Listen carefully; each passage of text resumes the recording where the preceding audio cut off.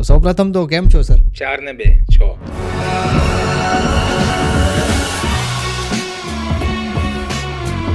આ કરિયર છોડવાના કગાર ઉપર હતા અને તમને સ્કેમનું ઓડિશન મળ્યું, તો આ વાત કેટલા ટકા સાચી છે ને કેટલા ટકા ખોટી? કરિયર છોડવા માટે નહોતું, પણ મેં સ્કેમના 2-3 વર્ષ પહેલાં હું મુંબઈ છોડીને આવી ગયો. મેન સ્કેમ એક શો આવે છે બહાર, અને લગભગ લોકો ત્યાં જોવે એની પહેલાં તો માઉથ પબ્લિસિટી એટલી થઈ ગઈ હતી સર. અમને પણ અમારા મિત્રોએ જ જાણ કરી કે પ્લીઝ આ જુઓ. એનું કારણ હતું મ્યુઝિક. અને હર્ષદ મહેતાના એક નહીં બીજા 3 ભાઈ હતા. Ashwin was representing all the brothers. તમે જ્યારે એક્ટર બનો ને તો તમે ફેમ અને પૈસા અને એ બધા માટે નથી બનતા. તમે એક્ટર બનો લોકોની તાળીઓ માટે. હેમંત ખેર એક અત્યારે સફળ એક્ટરોમાંથી એક એક્ટર છે, તો આમ ટોટલ ક્રેડિટ જો દેવી હોય તો આપણે કોને દઈ શકીએ? મારા હિસાબથી સફળતા એ છે ને એક મિથ છે. મને એવું લાગે છે કે આ સંસારમાં કોઈ માણસ ક્યારેય સફળ થઈ જ નથી શકતો.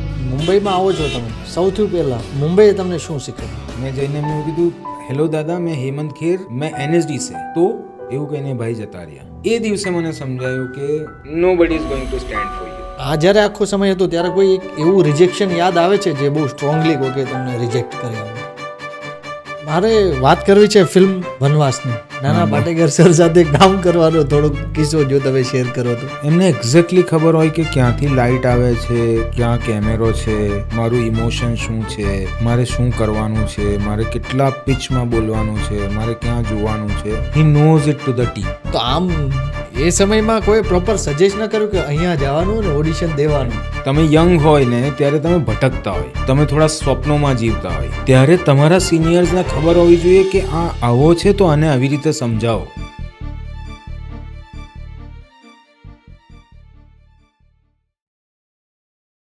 તો સૌપ્રથમ તો કેમ છો સર? 4 ને 2 6. વાહ, મજામાં છું. મજા આવે છે લાઈફ અત્યારે જીવવાની? પહેલેથી જ મજા આવતી હતી મને, અને અત્યારે થોડી વધારે મજા આવે છે.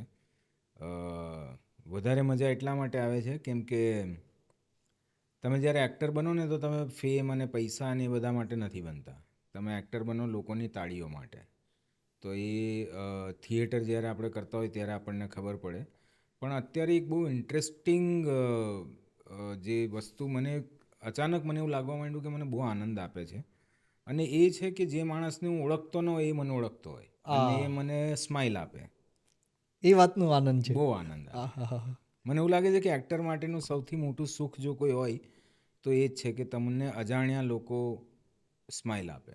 આજે હું સુરત સ્ટેશન પર ઉતરો અને હું જનરલી લો પ્રોફાઇલ રહેવાનું પસંદ કરું છું કે મને લોકો ઓળખે નહીં, હું ચૂપચાપ નીકળી જાઉં.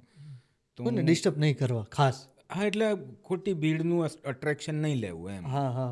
અને એનું બીજું કારણ ક્રાફ્ટના પોઈન્ટ ઓફ વ્યૂથી એ છે કે તમે લાઈફથી એલિયનેટ થઈ જાઓ, દૂર થઈ જાઓ, તો તમારું ક્રાફ્ટ એટલું જીવંત ન રહે. તમારે જીવનને જોતા રહેવું પડે, એટલે એના માટે તમારે જીવનની અંદર ઘૂસતા રહેવું પડે. જો તમે બાઉન્સર્સ અને સિક્યોરિટીની દિવાલ બનાવવા માંડો તો તમે જીવનથી થોડા દૂર થવા માંડો. એટલે હું પ્રયત્ન કરું છું કે હું થોડો લો પ્રોફાઇલ રહું, કોઈ મને ઓળખે નહીં, ચૂપચાપ નીકળી જાઉં. પણ આજે સવારે હું ચા પીતો હતો રેલવે સ્ટેશનની બહાર નીકળીને. સુરત રેલવે સ્ટેશનની બહાર નીકળીને કટિંગ ચાય. ત્યાં એક માણસ ક્યારનો મને આમ કરીને, મેં હેરસ્ટાઈલ બદલી છે તો પણ એણે પછી ધીરે રહીને ગૂગલ કર્યું છે કે હેમંત ખેર. અરે વાહ. તો એક સેકન્ડ માટે તમે ઓકવર્ડ થાવ, પણ બીજી સેકન્ડે તમને આનંદ થાય કે અરે જો કોઈક તો ઓળખે છે આપણને, આપણા અસ્તિત્વનું કંઈક તો મહત્વ છે એમ. ક્યારેક કોઈક તમને એમ કે મેં તમને જોયેલા છે પણ યાદ નથી આવતું, પછી તમે એને યાદ અપાવો છો? અરે બહુ વાર થાય એવું. મારી જોડે આ બહુ થાય. એટલે હું કહું હા એ જ છે. બહુ તમે તકલીફ નહીં લો, પણ હું એ જ છું. હું તો બાયોડેટા પણ ગણાવી દઉં કે હું હેમંત ખેર, મેં તસ્કરી કર્યું છે, સ્કેમ, આવું બધું બોલી દઉં. એટલે હું આમ બહુ નોર્મલ રહું છું, એવું કંઈ મને આમ. પણ કદાચ એ જીવવાની મજા અલગ છે. બહુ મજા આવે. કાલે ટ્રેનમાં હું જતો હતો, અમારે સોક્રેટિસનો શો હતો આપણે અમદાવાદ. તો એક ભાઈ મને 2-3 વાર આમ આટા મારીને જોઈને ગયા, અને પછી ત્રીજી વાર આવીને મને કે તમે CNBCમાં રિપોર્ટર છો ને? મેં કીધું હા. પછી અડધો કલાક પછી આવ્યા, તમે યાર ઉલ્લુ બનાવો છો મને, તમે તો સ્કેમમાં હતા. મેં કીધું scam કરો છો યાર. Played along. સર આજે હોળીનો દિવસ છે અને કાલે ધૂળેટી છે, તો અત્યારે એવું ક્યારેય થાય છે ખરા કે યાર પહેલા જેવી હોળી ધૂળેટીની મજા નથી? થાય છે કઈ વાત યાદ કરીને એવું વારંવાર થાય છે? યાર. NSDની હોળી, જે અમે NSDમાં જે હોળી કરતા હતા ને, દેટ વોઝ મેડનેસ. મેડનેસ એટલે અલગ લેવલની મેડનેસ હોય. તમે 60 જ જણ હોય અને સ્ટાફ ભેગો થાય, થોડા સિનિયર આવી જાય તો બીજા 20-25 માણસો વધી જાય, અને એમાં લગભગ 200-500 માણસને પીવાય એટલી ભાંગ હોય, અને 1000 માણસો રંગાઈ જાય એટલા કલર હોય, અને 10,000 માણસો નાચે એટલું મ્યુઝિક હોય, અને એમાં લાઈવ સિંગિંગ થતું, લોકો ફોક સોંગ્સ ગાતા. અને NSDમાં કેવું, કોઈ ગુજરાતનો હોય, કોઈ મહારાષ્ટ્રનો બધા જ હોય, રાજ્યથી. તો બધા પોતપોતાની અલગ અલગ સ્ટાઇલથી. અને પછી જે બપોર પછીનો જે માહોલ હોય એ અલગ હોય, કે કોઈ દિવાલની જોડે પ્રપોઝ કરતું હોય, I love you, I love you, I love you. કોઈ ઊંધો લટકેલો હોય, કોઈ રસ્તામાં પડેલો હોય, 2 જણ ઉંચકીને લઈ જતા હોય કોઈને, એ પણ ભાંગના નશામાં જ છે બધા. એ હોળીની મજા અલગ હતી. એટલે ત્યારે પેલું નહોતું આપણે વોટ્સએપ પર હેપી હોલી લખીને મોકલી દેવાનું. એ ત્યારે ભેટવાનું, ગળે મળવાનું, કલર નાખવાનો, ગંદો થઈ જાય પેલો માણસ, આખો કલરવાળો નહીં થઈ જાય ત્યાં સુધી હોળી કરવાની, એ અલગ મજા હતી. હવે થોડી દરેક festival are getting little કમર્શિયલાઇઝડ.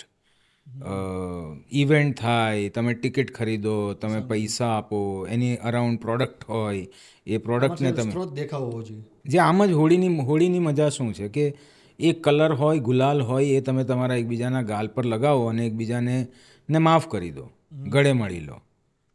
That is Holi. થોડી ભાંગ પીઓ, તમે તમારા જે તમારા ટેન્શન્સ હોય એને મિટાવી દો.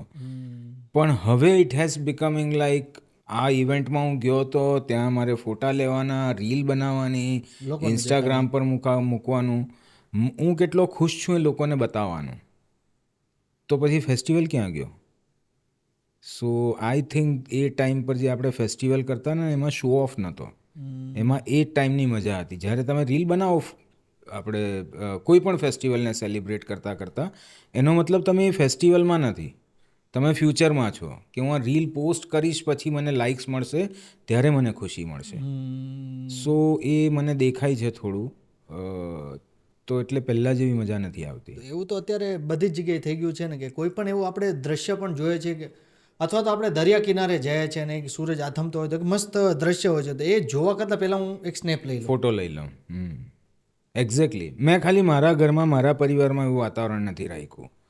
R phones are switched off, અમે એકબીજાને કલર લગાવીએ, પાણી નાખીએ, હું, મારા 2 બાળકો, મારી વાઈફ ને અમે બધા એ રીતે મનાવીએ.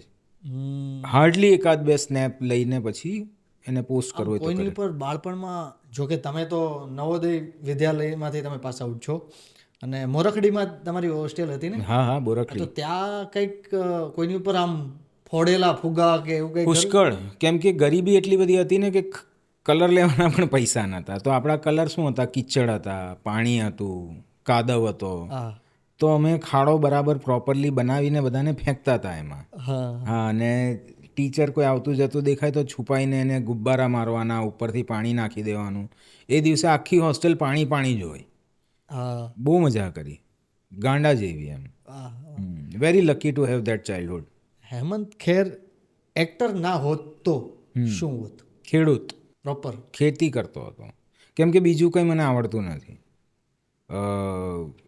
અથવા તો હું કદાચ આઈ ડોન્ટ નો હું શું હોત. હું કદાચ લખતો હોત ઘણું બધું, ડિરેક્ટર હોત, આવું કંઈક હોત આની આસપાસ જ. કેમ કે ખેતી મારા હિસાબથી ઇઝ ધ ગ્રેટેસ્ટ ક્રિએશન. એના જેટલી ક્રિએટિવિટી બીજી કોઈ વસ્તુમાં નથી. કેમ કે ખેતીમાં પણ તમારે ટાઈમિંગ જોઈએ, ખેતીમાં પણ તમને જમીન અને બીજનું સંબંધ સમજતા આવડવો જોઈએ, તમને સિઝન્સ ખબર હોવી જોઈએ, તમને ધૂપ છાંવ ખબર હોવી જોઈએ.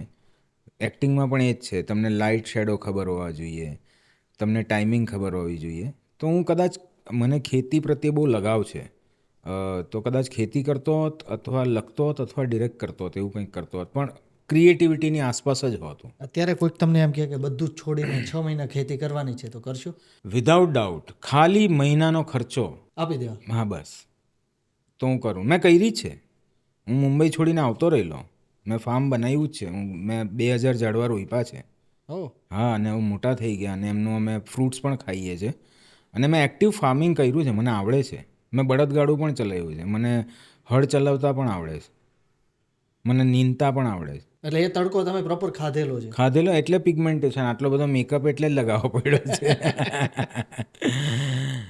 હેમંત ખેર એક અત્યારે સફળ એક્ટરોમાંથી એક એક્ટર છે, તો આમ ટોટલ ક્રેડિટ જો દેવી હોય તો આપણે કોને દઈ શકીએ? ટોટલ ક્રેડિટ, એક તો પહેલાં સફળતા જે શબ્દ છે ને એના જોડે જ મને થોડું ઓકે, હા. એ છે કે મારા હિસાબથી સફળતા એ છે ને એક મિથ છે. મને એવું લાગે છે કે આ સંસારમાં કોઈ માણસ ક્યારેય સફળ થઈ જ નથી શકતો. કેમ કે તમે જો સફળતા માનતા હોય કે હું એક્ટર બની જાઉં એ સફળતા છે, તો એ ત્યાં સુધીની સફળતા પહોંચ્યા પછી તમને એવું થાય કે હું 4 ફિલ્મોમાં એક્ટર બની જાઉં તો સફળ છું. એટલે મહત્વાકાંક્ષા તો ખૂટતી જ એ નથી. ક્યારેય અટકતું નથી. પણ જો મારે ક્રેડિટ આપવી હોય તો હું એક તો મારા માતા પિતાને આપીશ, મારી ફેમિલીને આપીશ અને નેશનલ સ્કૂલ ઓફ ડ્રામાને આપીશ. એ લોકોએ બીજું આની ક્રેડિટ હું ટેલિવિઝન ઇન્ડસ્ટ્રીને આપીશ. કેમ કે હું જ્યારે શરૂઆતમાં 2003માં મુંબઈ ગયો અને પછી ત્યારે આપણા મિડલ ક્લાસમાંથી ગયેલા લોકો માટે પહેલું તો મુંબઈમાં ટકવું, સર્વાઈવ કરવું એ મોટી સ્ટ્રગલ હોય. તો એ મારી સ્ટ્રગલ આસાન કરી દીધી. મારી તો પછી શોધવાનું પહેલાં એમાં મારી મદદ ટેલિવિઝને બહુ કરી. કેમ કે ટેલિવિઝનમાં હું લખતો હતો, હું ક્રિએટિવ ડિરેક્શન કરતો હતો, તો એનાથી મને એવું રોટેશન ચાલતું રહેતું હતું અને હું ટકી ગયો તો આ સ્કેમનું ઓડિશન થયું. સો એને પણ ક્રેડિટ જાય. અત્યારે એવું ક્યારે આમ એકલા બેઠા હોય ત્યારે એવું લાગે છે ખરા કે જેમ જેમ સમય વીતતો જાય છે, ઉંમર વધતી જાય છે, એમ યાર ઘણું બધું કરવું હતું, ના કરી શકું, એવું કંઈક? ના યાર, મને એવું લાગે છે કે હવે તો મને બધું આવડી ગયું છે. સો નાવ ઇઝ માય ટાઈમ. મને એવું ક્યારેય નથી લાગતું કે ઘણું બધું કરવું હતું ને કરી નથી શક્યો. આઈ થિંક મેં પહેલાં તો ક્યારેય એવું વિચાર્યું જ નહોતું કે મારે આવું બધું કરવું છે. હા, આપણને એવા સપના આવે કે એક્ટિંગ કરીએ, સ્ટાર બનીએ, લોકો આપણને પસંદ કરે, એ નાનપણના, બાળપણના, યુવાનીના સપના હોય. પણ પછી તમે જેમ જેમ મેચ્યોર થતા જાઓ ને તેમ તેમ તમને સમજાય કે આ બધું સેકન્ડરી છે. પ્રાઇમરી છે કે when I am playing a character I am in trance. તો એ આનંદ લેવાનો મને ઘણી વખત મોકો મળ્યો. તો એના માટે તો પહેલાં આઈ એમ વેરી ગ્રેટફુલ. અને હવે મને એવું લાગે છે કે I am feeling very young actually. Why? Because મને જે ફિલ્મ કે કોન્ટેન્ટ ક્રિએશનના જેટલા પણ પાસાઓ હોય, એમાં રાઇટિંગ હોય, ડિરેક્શન હોય, એક્ટિંગ હોય, એડિટિંગ હોય, પ્રોડક્શન હોય, આઈ નો એવરીથિંગ. અને મને એક્ટિવલી આ બધામાં કામ કરવાનો મોકો મળ્યો. મેં થિયેટર ઘણા વર્ષો સુધી કર્યું, ટેલિવિઝન ઘણા વર્ષો સુધી કર્યું, ફિલ્મો કરવાનો મોકો મળ્યો, એ પણ on the camera, behind the camera, બંને ચાન્સ મળ્યા. સો અત્યારે જો મને એવું કહેવામાં આવે કે તારા પ્રશ્ન પ્રમાણે, તો મને એવું નથી લાગતું કે સમય વીતી ગયો. મને એવું લાગે છે કે ધ ટાઈમ ઇઝ સ્ટાર્ટિંગ નાવ. હવે સમય આવ્યો છે. મને ક્યારેક એ જ વારંવાર પ્રશ્ન સતાવતો હોય છે કે હિતેનભાઈ આવ્યા હતા, હિતેન કુમાર, ત્યારે પણ એને મને એ જ કીધું કે પ્રદીપ, હવે તો મારો ટાઈમ આવ્યો. રાઈટ. કેમ કે તમને જિંદગી બહુ શીખવાડે ને. એ તો આપણા અહીંયા માનતા નથી, બાકી વેસ્ટમાં તો એવું માનવામાં આવે છે કે you become N actor after 30.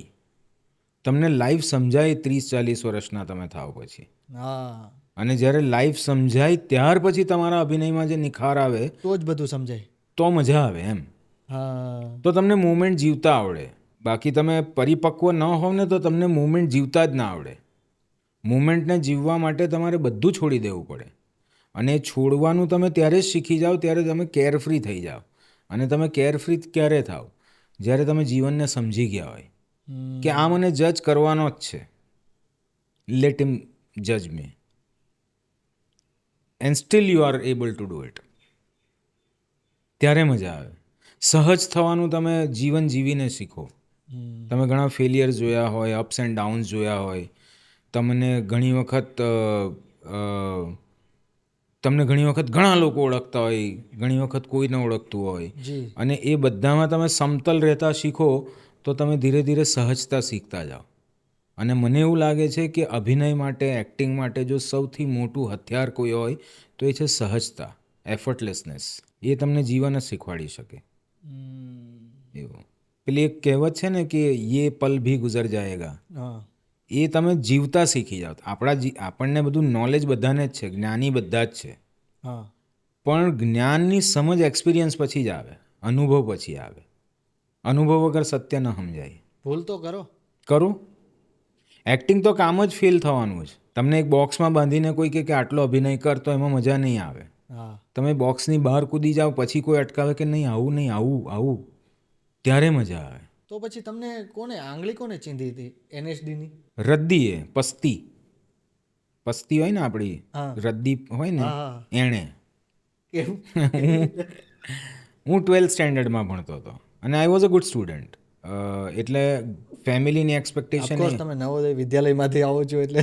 અને હું I stood second in 10th standard. તો 11th-12thમાં એવું માનવામાં આવતું હતું કે આ તો ફર્સ્ટ આવશે, એટલો હું મહેનતુ હતો. પણ મારી અંદર અભરખા જાગેલા હતા એક્ટર બનવાના. મારે એક્ટર બનવું હતું અને મારી ઇન્સ્પિરેશન હતા નરેશ કનોડિયા, મિથુન ચક્રવર્તી, રાજકુમાર. આવા જે કમર્શિયલ ફિલ્મોના જે એક્ટર્સ હતા એ મારી ઇન્સ્પિરેશન હતી અને મને એવું લાગતું હતું કે ધીસ ઇઝ એક્ટિંગ. એટલે આ બધા સપના ત્યારે કોસંબામાં હતા ત્યારે જ ફૂટવા હા મળ્યા. હા હા.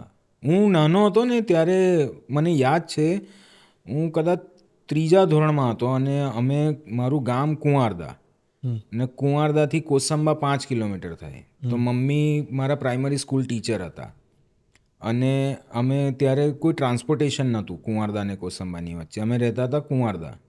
તો હું ને મમ્મી રોજ ચાલતા જઈએ અને ચાલતા આવીએ. 5 કિલોમીટર જવાનું, 5 કિલોમીટર આવવાનું. તો મમ્મીની જે સ્કૂલ હતી ને એની બાજુમાં જ આજે પણ છે સ્કૂલ, નઈ તાલીમ આદર્શ શાળા તરસાડી. એની બાજુમાં જ સલીમ ટોકીસ નામનું એક થિયેટર હતું. તો એ થિયેટરમાં પહેલાં રીલ્સ ચાલતી હતી ને, તો રીલ્સમાં અમુક પાર્ટ્સ એ લોકો કાપીને ફેંકી દેતા હતા. એ રીલના એડજસ્ટમેન્ટ માટે કરતા હોય છે એ લોકો. તો હું એ રીલ્સ બધી ભેગી કરી લેતો અને પછી કુંવારદા આવતો.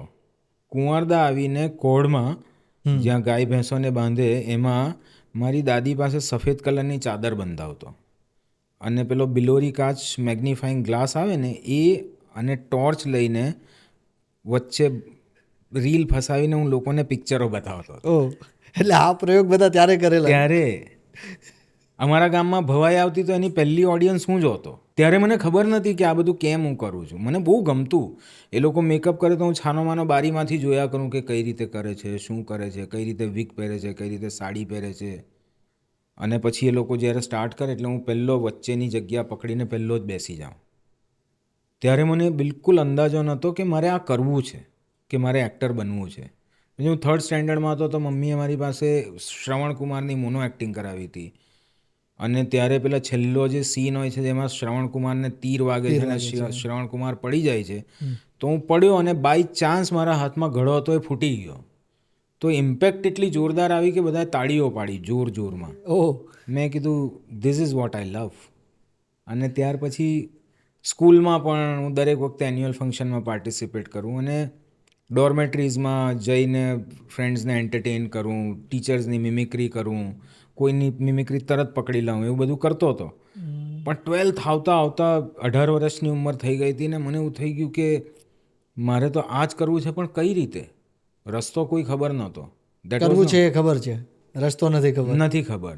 તો હું એક દિવસ આમ ફરતો અમારા હોસ્ટેલના ટેરેસ પર ગયો. ત્યાં બધી રદ્દી પડેલી હતી, પસ્તી પડેલી હતી અને ત્યાં એ પસ્તીની વચ્ચે મને આમ નેશનલ સ્કૂલ ઓફ ડ્રામા લખેલું વંચાયું.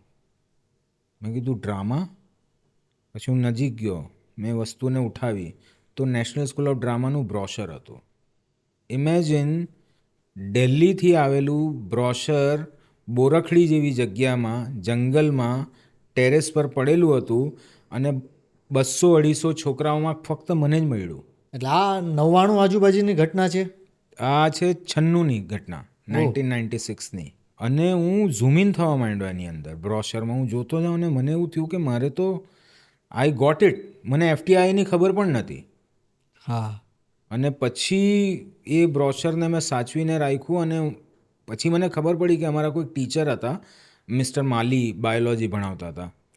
એ એમનું ટ્રાન્સફર થઈ ગયું હતું અને એમણે બ્રોશર મંગાવેલું. તે એ જતા રહ્યા એટલે બ્રોશર પસ્તીમાં આવી ગયું. અને ઓકે. હા, આજે હું ડોટ્સ કનેક્ટ કરું છું તો મને સમજાય છે કે એ મારા માટે જ આવેલું. અને એ ઘટનાના 4 વર્ષ પછી હું I was in national school of drama. પહેલી ટ્રાયમાં? બીજી ટ્રાયમાં. ઓકે. પહેલી ટ્રાયમાં નહોતું થયું મારું. બીજી ટ્રાય કરી અને હું બીજી ટ્રાય પછી કર્યા પછી હું એવું વિચારીને ગયેલો કેમ કે ત્યાં સુધીમાં મને સમજ પડી ગયેલી vote is theatre. And I was very over confident. તો હું જ્યારે સેકન્ડ ટ્રાય આપવા ગયો ત્યારે હું એ રીતે ગયેલો કે इन्होंने मुझे फर्स्ट ट्राई में सिलेक्ट नहीं किया. how untalented they are. So I'll get selected and I'll not join. Select થઈશ ને હું જોઈન નહીં કરું. તો હું કેરફ્રી હતો. મેં બહુ ટાઈમ પાસ કરેલો. બધા ત્યાં જે વર્કશોપ્સ થાય ને બધી ટેસ્ટ થાય એમાં ફૂલ મજા. ફૂલ એટલે આમ ગમે તે કરતો હતો. ઇમ્પ્રોવાઇઝેશન્સમાં બધાને હસાવતો ખૂબ. અને મારું સિલેક્શન થઈ ગયું. પછી હું પાછો આવી ગયો નક્કી કરીને કે જવાનું તો છે જ નહીં આપણે તો. પણ પછી અમારા એક પ્રોફેસર હતા મિસ્ટર દાભાડે. સર. હા, MS યુનિવર્સિટી. જી જી જી. એમણે મને આવી મોટી મોટી ગાળો દીધી પ્રેમથી આપી. પ્રેમથી કે તને ખબર છે કે તું શું કરે છે, ત્યાં કોણ ભણ્યું છે તને ખબર છે. પછી મેં કીધું ઓકે, તો હું માની ગયો. પછી પપ્પાને કઈ રીતે મનાવવા? ઓકે, આ બધી પ્રોસેસ હજી બાકી છે? બાકી છે. હજુ મારા ફાધર તો રેડી જ નથી. એક પ્રોસેસ મેન જે હતી એ થઈ ગઈ, બાકી મેન બધી પ્રોસેસ બાકી હતી. તો મારું ઇન્ટરવ્યૂ લીધું ટાઈમ્સ ઓફ ઇન્ડિયાએ કેમ કે હું NSDમાં સિલેક્ટ થઈ ગયો હતો. તો મારા મોઢામાંથી મેં બિલકુલ પ્લાન નહોતું કર્યું. મારા મોઢામાંથી હું નીકળી ગયું કે after NSD I will do PhD in drama and I will be a professor. તો એમણે મોટા અક્ષરોમાં એની જ હેડલાઇન બનાવી કે મારે તો NSD કરીને પ્રોફેસર બનવું છે. તો મારા પપ્પા ખુશ થઈ ગયા કેમ કે પપ્પા ટીચર. તમને લાગ્યું ચાલો ટીચિંગ લાઇનમાં જ જશે આ. હાશ એટલે માની ગયા. હા, બાકી અટકી જાત. તો પછી પહેલી વારમાં જ્યારે તમે ત્યાં તમારું સિલેક્શન ન થયું એ શું એક પરિબળ, શું જવાબદાર શું હતું? મને કશું આવડતું જ નહોતું. મને એ પણ નથી ખબર કે નાટકના ઓથર્સ હોય. There are people like Shakespeare, there are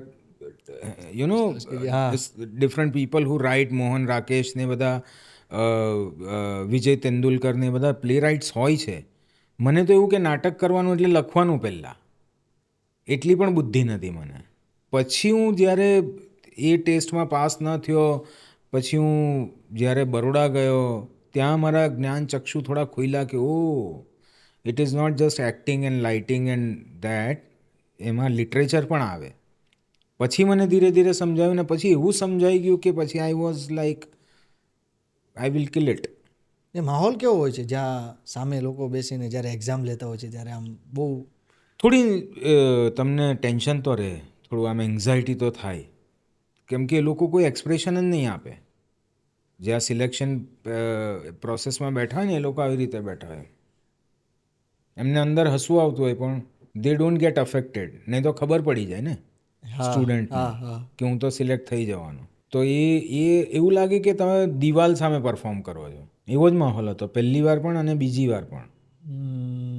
પણ બીજી વાર આઈ વોઝ કેર ફ્રી કે તુમ દીવાર બને રહો, કોઈ બાત નહીં, મેં તો મજા લૂંગા. એટલે થઈ ગયું. અને 2003માં પાસ આઉટ થઈને તમે મુંબઈમાં આવો છો? હા, સીધો જ, ડાયરેક્ટ જ. કેમ કે NSD કરતાં કરતાં મને સમજાઈ ગયેલું કે મારે થિયેટર કરતાં મને ફિલ્મોમાં વધારે રસ છે. એટલે હું જેવું NSD પૂરું થયું એના બીજા એક વર્કશોપ કરવું પડે NSDનું, એ કરેલું મેં. એટલે શીખવાડવું પડે નાના બાળકોને, એ મેં કર્યું હતું. અને next train 28th June 2003 I was in Mumbai. મુંબઈમાં આવો છો તમે, સૌથી પહેલાં મુંબઈએ તમને શું શીખવ્યું? મુંબઈએ સૌથી પહેલી જે વસ્તુ મને શીખવી કે you should not be dependent on anybody. તમે કોઈની ઉપર ડિપેન્ડન્ટ ન રહી શકો. તમે કોઈથી કાંઈ એક્સપેક્ટ ન કરી શકો. મારી જોડે એક બહુ કમાલ કિસ્સો થયેલો. મુંબઈમાં મારો કદાચ 20મો દિવસ હશે અને ત્યારે એકતા કપૂરની સિરિયલો બહુ ચાલતી અને એક સિરિયલ હતી કોઈક, એ સિરિયલ માટે અચાનક આમ બૂમ ઉઠી કે એક્ટર્સ ચાહીએ.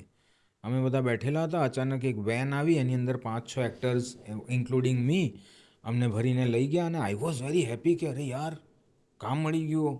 આવી રીતે જ મળતું હશે, આપણને શું ખબર, કેમ કે આપણા બાપ દાદા કોઈ ઇન્ડસ્ટ્રીમાં હતા નહીં, મને કંઈ જ ખબર નથી. તો અમે તો પહોંચી ગયા. પછી જ્યાં પહોંચ્યા પછી અમને ખબર પડી કે અમે તો હેન્ચમેન્સ છે, ગુંડાઓ છે. અમારે હિરોઈનને પકડીને ગાડીમાં નાખવાની છે. તો એ આખો સીન મેં મોઢું છુપાડીને કરેલો, આમ કરીને કે હું દેખાઈ ન જાઉં આ ભીડમાં. તો હું બીજા બધાની પાછળ સંતાઈને મેં એ પતાવી દીધું ને કંઈક 200-500 રૂપિયા જે મળેલા એ લઈને. પણ ત્યાં એક બહુ જબરજસ્ત ઇન્સિડન્ટ એવો થયેલો કે એ જ સિરિયલમાં સસરાનો રોલ કરતા હતા મારા એનએસડીના એક સિનિયર. અને હું નવો એકદમ યુવાન છોકરો એનએસડી કરીને આવેલો, બીજો એનએસડીએન દેખાઈ ગયો. તો તમને એવું લાગે કે વાહ યાર, હિલ ગાઈડ મી, કશું તો કહેશે, મારે જઈને મળવું જોઈએ, એઝ અ કર્ટસી મારે જઈને મળવું જોઈએ. તો હું જઈને એમને મળ્યો. મેં કીધું હેલો દાદા, મેં હેમંત ખેર. તો મેં જઈને એમને કીધું હેલો દાદા, મેં હેમંત ખેર, મેં એનએસડી સે. તો એવું કહીને ભાઈ જતા રહ્યા. એ દિવસે મને સમજાયું કે nobody is going to stand for you. તોમાં બહુ મોટો જવાબ હતો. બહુ મોટો જવાબ હતો કે શું કરું. ત્યારે મને બહુ ખરાબ લાગેલું, પણ પછી મને સમજાયું કે હી વોઝ રાઈટ. ક્યાં મતલબ તું એનએસડીનો છે તો શું થઈ ગયું, હવે you are equal with everyone. જે એનએસડીનો છે કે નથી એનાથી શું ફરક પડે એમ. એ સમયમાં મેન જ્યારે આમ જોતા સ્ટ્રગલનો ટાઈમ હોય ત્યારે મુંબઈમાં ખાસ કરીને રૂમમેટ્સ કેવા હોવા જોઈએ? રૂમમેટ્સ તમારા બહુ મહેનતુ હોવા જોઈએ, વિઝનરી હોવા જોઈએ, હેલ્પફુલ હોવા જોઈએ. રૂમમેટ્સ બહુ મોટો પાર્ટ પ્લે કરે તમારી લાઈફમાં. મારો રૂમમેટ હતો, નો કમ્પ્લેન્સ વિથ હિમ, કેમ કે હું પણ એવો જ હતો.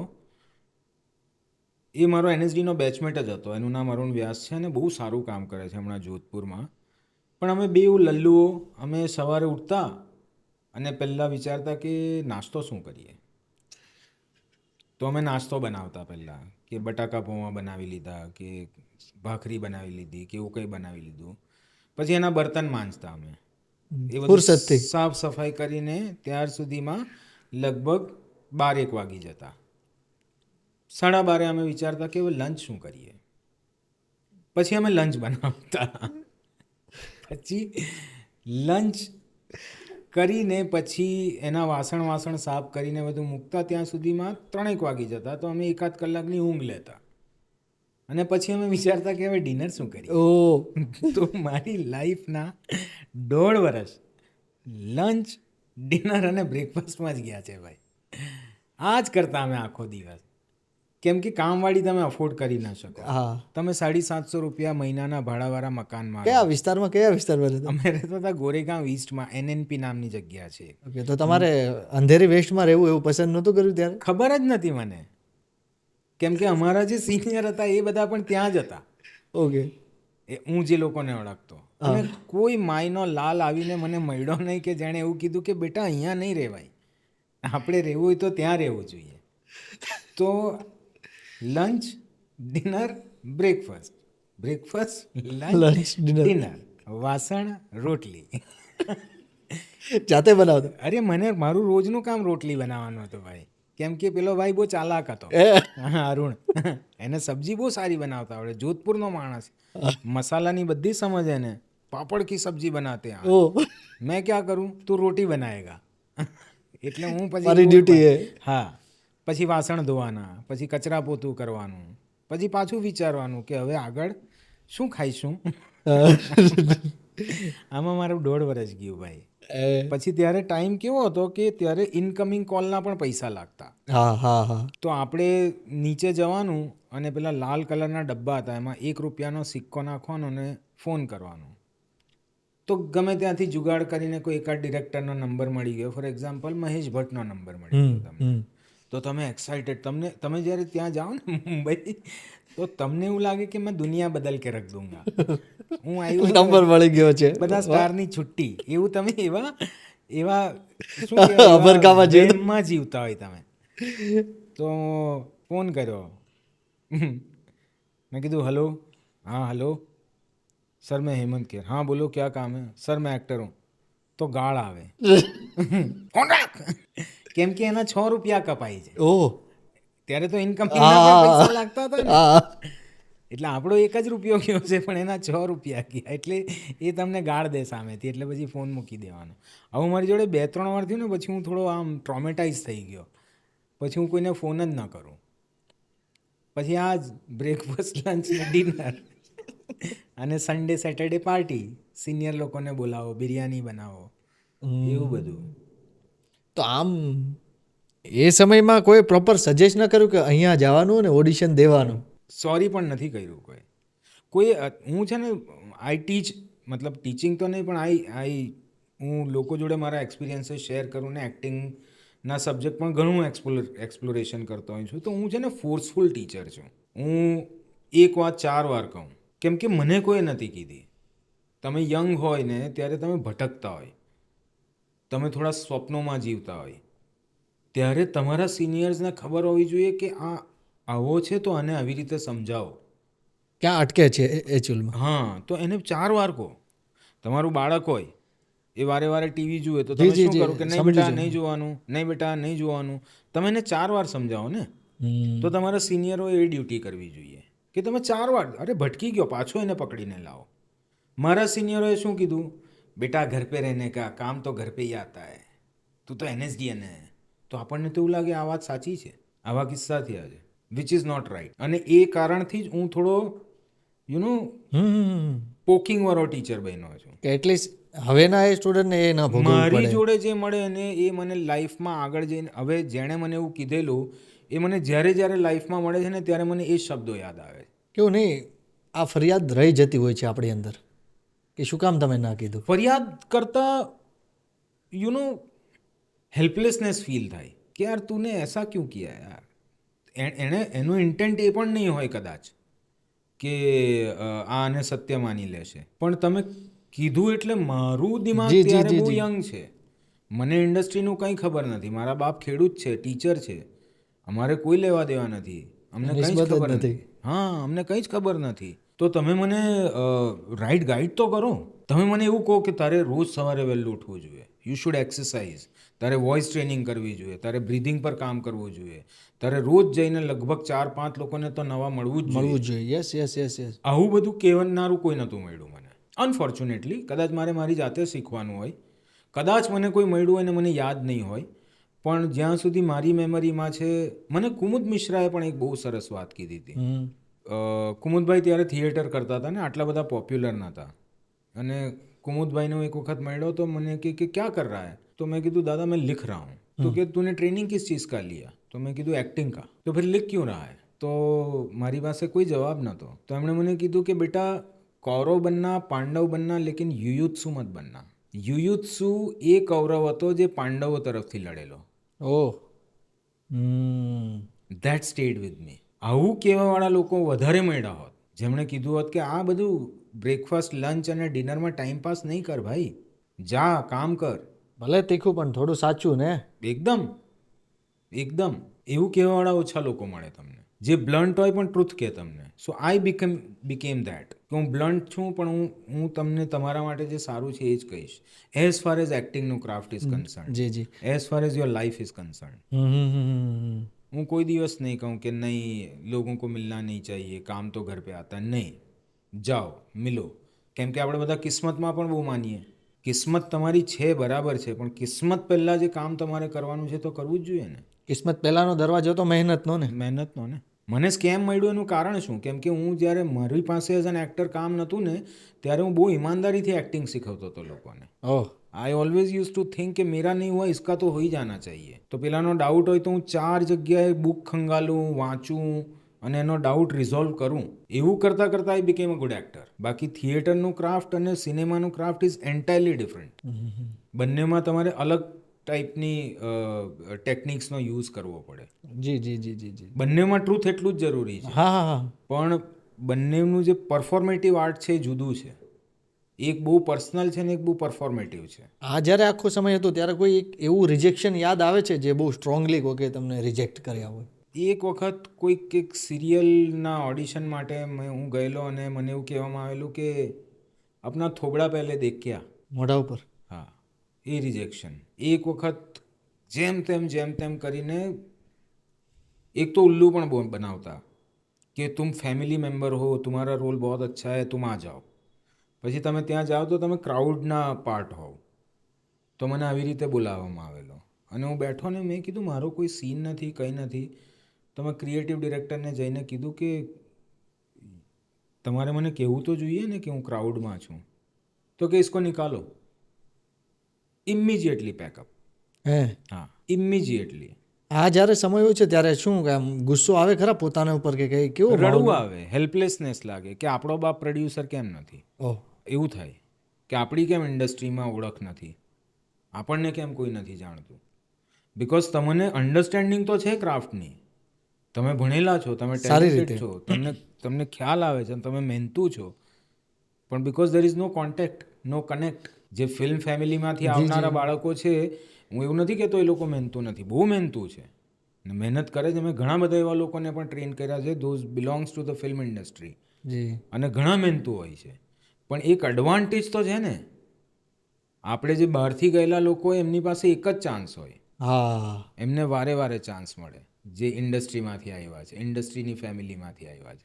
એટલીસ્ટ એની માટે તો ભૂલ કરવા માટેના છે હજી ઓપ્શન. આપણી માટે તો ભૂલ કરવાની જ નહીં. કોઈ જ નહીં, પહેલી જ વારમાં તમારે પ્રૂવ કરવાનું, અને એવું ઘણી વાર કરવાનું, વારંવાર કરવાનું. હા, એટલે તમને આમ જ્યારે આવા બધા કિસ્સાઓ થાય, મને એક કોઈક સિરિયલમાં કંઈક નાનકડો રોલ મળેલો અને 200-500 માણસો ઊભા હતા, ક્રાઉડનો સીન હતો અને મારે એક સેન્ટેન્સ ઇંગ્લિશમાં બોલવાનું હતું. મને એક્ઝેક્ટલી એ સેન્ટેન્સ યાદ નથી, પણ બહુ સિમ્પલ સેન્ટેન્સ હતું. એમાં મારાથી કંઈક એક પ્રોનાઉન્સિએશન ખોટું થતું હતું. તો એ ડિરેક્ટરે મને 200-500 લોકોની સામે જો ગાળો આપી છે, કિધર સે ઉઠ કે આ જાતે હૈ, કોણ હૈ ये लोग, इतना भी नहीं आता है, भगाओ इसको, निकालो इसको, અને ગાળો. આવું તો ઘણું બધું થયું. તમને બોલાવે કે ઓડિશન કે લીએ આના, અને તમે જેવા જાઓ તો એવું કે યુ આર નોટ ફિટ. આવું થતું હતું પહેલાં. હમણાં થોડી આ કાસ્ટિંગની સિસ્ટમને થોડી પ્રોસેસ સ્ટ્રીમલાઇઝ થઈ છે. હવે થોડું રિસ્પેક્ટ મળતું થયું છે એક્ટરને, હવે થોડો ટાઈમ આપવામાં આવે છે. જ્યારે અમે સ્ટાર્ટ કર્યું હતું ત્યારે it was not like that. ત્યારે આમ કાસ્ટિંગ ડિરેક્ટર એક અલગ જ ઓરામાં હોય, હમણાં પણ હોય છે, પણ ત્યારે તો એમ નો વેલ્યુ. તમે ફોટા, અમે ત્યારે શું કરતા કે 5 ફોટા પડાવીએ અલગ અલગ. એક ક્લોઝઅપ હોય, એક મિડ શોટ હોય, એક હેડ શોટ હોય, એક ફૂલ શોટ હોય, અને એવા 5 ફોટાની પાછળ સ્ટીકર ચોંટાડેલા હોય, નામ નંબર, અને એ લઈને બધા પ્રોડક્શન હાઉસીસમાં જવાનું. કોઈ જગ્યાએ તમે બીજી વાર ગયા હોય તો પહેલી વાર તમે ફોટા આપેલા હોય ને એની ઉપર ચાનો કપ મૂકેલો હોય. આવું લિટરલી થયું છે. તમારા ફોટામાં રદ્દીમાં પડેલા હોય, તમને પોતાને દેખાય કે અરે પેલો જ અમારો ફોટો, હા ઠીક છે ચલો. ત્યારે તો વોચમેન જ ઘૂસવા નહોતા દેતા એ. અને આપણે હું થોડો આઈ એમ લિટલ મોર સેલ્ફ રિસ્પેક્ટિંગ ટાઈપનો માણસ છું, તો મેં પછી જવાનું જ બંધ કરી દીધું. અને સડનલી મને એક શો લખવાની ઓફર આવી અને પછી લાઈફ થોડી સેટ થઈ ગઈ. મેં તો એવું સાંભળ્યું છે કે સાહેબ તમે આ કરિયર છોડવાના કગાર ઉપર હતા અને તમને સ્કેમનું ઓડિશન મળ્યું, તો આ વાત કેટલા ટકા સાચી છે ને કેટલા ટકા ખોટી છે? કરિયર છોડવાનું તો એટલે કરિયર છોડવા માટે નહોતું, પણ મેં સ્કેમના 2-3 વર્ષ પહેલાં હું મુંબઈ છોડીને આવી ગયેલો, કોસંબા. અને હું મારા ફાર્મમાં ત્યાં સુધી મેં because I earn good money from television, તો મેં થોડું ફાર્મ બનાવેલું હતું અને હું કંટાળી ગયો હતો, ટીવીથી કંટાળી ગયો હતો. ટીવીમાં મને કોઈ ક્રિએટિવ સેટિસ્ફેક્શન નહોતું મળતું, પૈસા બહુ મળતા હતા. તો હું કંટાળીને મેં કેમેરો ખરીદી લીધો, માઇક્સ ખરીદી લીધા, લાઇટો ખરીદી લીધી અને હું અહીંયા આવી ગયો. અને મેં એવું વિચારેલું કે આપણી આસપાસના લોકોને I will train, I will make them act and I'll make my own films. I am talking about this 2016, 15-16. ના 15-16 પહેલાંની વાત છે, 14ની વાત હશે કદાચ. અને હું આમ ખાડો ખોદતો હતો અહીંયા બધું લઈને આવી ગયો, પછી ફાર્મ પર ગયો બીજા દિવસે. મુંબઈ છોડી દીધું છે. મુંબઈ છોડી દીધું, બધું લઈને આવી ગયો ગાડીમાં. એક એસી હતું એ પણ હું ડિક્કીમાં ભરીને લઈ આવેલો કે અહીંયા આપણા ઘરે કામ લાગશે. અને હું ઝાડ રોપતો હતો અને ત્યારે મારા એક સિનિયરનો ફોન આવ્યો કે મુझे एक फिल्म में गुजराती का रोल मिल रहा है, तू अगर हाँ बोले कि तू मुझे गुजराती बना देगा क्योंकि मैं हूँ पहाड़ी, मैं हिमाचल का हूँ, नीरज सूद एमનું नाम, तो मैं इस फिल्म को हाँ बोल दूंगा, વરના નહીં. તો મેં કીધું હા બોલ દો. કેમ કે મારા મગજમાં શું લાલચ હતી કે મેં સમજી ગયો. ટીવી તો કર્યું જ છે, yes yes yes. Let me go on the film set, તો હું ફિલ્મ શીખી જઈશ. હોપ છે અહીંયાથી. હા. અને પછી હું ગયો તો મને એ ફિલ્મના બધા જ એક્ટર્સને ટ્રેન કરવાનું કામ ડિરેક્ટરે આપી દીધું. દેટ ફિલ્મ વોઝ મિત્રો. અને એ ટ્રેનિંગ કરતાં કરતાં હું આખી ફિલ્મ મેકિંગ પ્રોસેસ સમજી ગયો. પછી બીજી ફિલ્મ, પછી ત્રીજી ફિલ્મ. અને ત્રીજી ફિલ્મ કરવા જવાના હતા એ પહેલાં હવે મારું ધ્યાન એક્ટિંગમાંથી कि एक्टिंग में तो अपना होगा नहीं क्योंकि अपन है एरोगेंट आदमी, अपन है सेल्फ रिस्पेक्टिंग आदमी, આપણાથી હાથ જોડાતા નથી, તો લલ્લો ચપ્પો થતી નથી, તો એમાં તો નથી થવાનું, તો આપણે ફિલ્મ બનાવીશું. તો મેં જે દિવસે નક્કી કર્યું કે હવે હું એક્ટિંગ માટે બિલકુલ ટ્રાય નહીં કરું, કેમ કે તમે ભલે તે હોય તમારા મનમાં વિચારો તો ચાલતા જ રહેતા હોય છે. તો મેં નક્કી કર્યું કે હવે હું વિચારું પણ નહીં એક્ટિંગ વિશે as an actor. Full stop. એના જ બીજા દિવસે ફોન આવ્યો, તેરે કો એક ઓડિશન કરના હૈ. અને મારી senior, she was working with Mukesh Chhabra. तो मैं कहा यार मैंने तो एक्टिंग छोड़ दिया है. अरे छोड़ दिया है तो क्या हुआ, एक बार आके जा. तो હું ગયો અને મેં કીધું યાર મેરે કો નહીં કરના હૈ. તો કે નહીં તું કરેગા. પછી એમણે મને સ્ક્રિપ્ટ આપી, સ્ક્રિપ્ટ વાંચી, પછી એમણે મારા 11 ટેક લીધા. ઇન્દુ વર્મા એમનું નામ છે. જો એમણે એ 11 ટેક ન લીધા હોત તો કદાચ હંસલ સર સુધી રાઈટ ટેક ન પહોંચ્યો હોત અને મને સેકન્ડ ઓડિશન કરવા ન મળ્યું હોત. એટલે સેકન્ડ ઓડિશન થયું એમની સામે. તો જ્યારે મેં જીવનમાં જોયું છે કે જ્યારે તમે છોડી દો છો ને ત્યારે જ આવે છે. 2 વાર આવા કિસ્સા થયા. તો મેં છોડી દીધું. મેં કીધું કે મારથી તો થવાનું જ નથી. અને ત્યારે સ્કેમનું ઓડિશન થઈ ગયું. પછી હું પેલી ફિલ્મ નોટબુક નામની એક ફિલ્મ હતી, કાશ્મીરમાં શૂટ થઈ છે, એના પ્રિપરેશનમાં ને એની કોચિંગ માટે જતો રહ્યો. પછી જ્યારે હું પાછો આવ્યો જાન્યુઆરીમાં ત્યારે મને ખબર પડી કે I M selected four scam. થોડું કે આમ અણસાર હતો ખરા કે અહીંયાથી એક નવી જ ઓળખ બનશે હવે? બિલકુલ નહીં. મારી તો ફાટેલી હતી. કેમ કે મને તમે એક્ટિંગ, તમને લોકો જોડે તમે એક્ટિંગ એક્સપ્લોર કરો, લોકોને એક્ટિંગ શીખવાડો, that is a different thing. And to act in front of camera is a different thing. તો મારા પહેલા દિવસે તો પગ ધ્રુજતા હતા આમ રીતસર. વાત કરો? હા, પગ રીતસરના ધ્રુજતા હતા મારા. એક શોટ હતો મારે આમ કરીને કોલ ઉઠાવવાનો હતો, પહેલો શોટ હતો. અને મને હજુ યાદ છે કે મેં આમ કરીને ફ્રેમ પર હાથ મૂકેલો થોડુંક નવું કરવા માટે, અને ફોન ઉંચકો અને નીચે મારો પગ આમ ધૂર દર ડાયલોગ પૂરો થઈ જાય. ઓકે, હા. પછી ધીમે ખાલી એટલું હતું કે અમે રીડિંગ કરતા હતા ને ત્યારે મને 2-3 જણે, પ્રશાંત નાયર પહેલાં એક રોલ કરવાના હતા, પ્રશાંત નારાયણન, એમાં એક રોલ કરવાના હતા પહેલાં. પછી વર્કઆઉટ નહીં થયું. તો અમે જ્યારે રીડિંગ કરતા હતા ને ત્યારે એમણે મને આવીને કીધું હતું કે તું બહુ અચ્છા રીડિંગ કરતા હૈ. કોમ્પ્લિમેન્ટ પેલું મળ્યું? હા, બિફોર શૂટ. ઓહ. તો મને લાગ્યું કે હા હું કંઈક બરાબર રસ્તે છું. હા, સાચા રસ્તે છું. પછી જ્યારે શૂટનો દિવસ આવ્યો ત્યારે આઈ વોઝ વેરી વેરી નર્વસ. પછી ધીમે આઈ ગોટ ઇઝી. કેમ કે મને ખબર હતી શરૂઆતમાંથી જ કે કોઈ વાર તમે ફિસલી જાઓ ડ્યુરિંગ ધ શૂટ, પણ આઈ વોઝ અવેર કે આ કેરેક્ટરે પાછળ રહેવાનું છે. Yes, support. એટલે મારી મર્યાદા શું છે મને ખબર હોવી જોઈએ. I can never overpower. Yes, કે લીડના પેલા દાયરામાં મારે નથી ઘૂસવાનું. વાહ. તો એ ટ્રુથ મને ખબર હતું આ કેરેક્ટરનું કે એ હર્ષદ સારું કામ કરે કે ખરાબ કામ કરે, આઈ હેવ ટુ સપોર્ટ હિમ. હું એને ખીજવાઉં, એને સમજાવું, કોશિયસ કરું, એ બધું બરાબર છે, પણ I can't come in the forefront as a character. તો એ કેરેક્ટરનું ટ્રુથ મને ખબર હતી અને મને મારી ઓનેસ્ટી પર બહુ વિશ્વાસ હતો. કે મારે ઓનેસ્ટલી કરવાનું છે જે કરવાનું છે, અને ઝીરો એક્સપેક્ટેશન હતી. એમ ઇવન જ્યારે અમને ખબર પડી કે આને શોને પહેલાં નેટફ્લિક્સે રિજેક્ટ કરી દીધો, પછી એમેઝોને રિજેક્ટ કરી દીધો, એવી અમને અફવાઓ હોય કે સચ્ચાઈ હોય મને ખબર નથી, પણ એવું જાણવા મળેલું. અને જ્યારે ખબર પડી કે સોની લીવ પર આવવાનો છે, તો હું ને પ્રતિક તો આમ કે યાર આટલા વર્ષની મહેનત પછી એવું લાગતું હતું કંઈ સારું થશે, એ પણ નહીં થાય. કેમ કે ત્યારે Sony LIV was not Sony LIV which is today.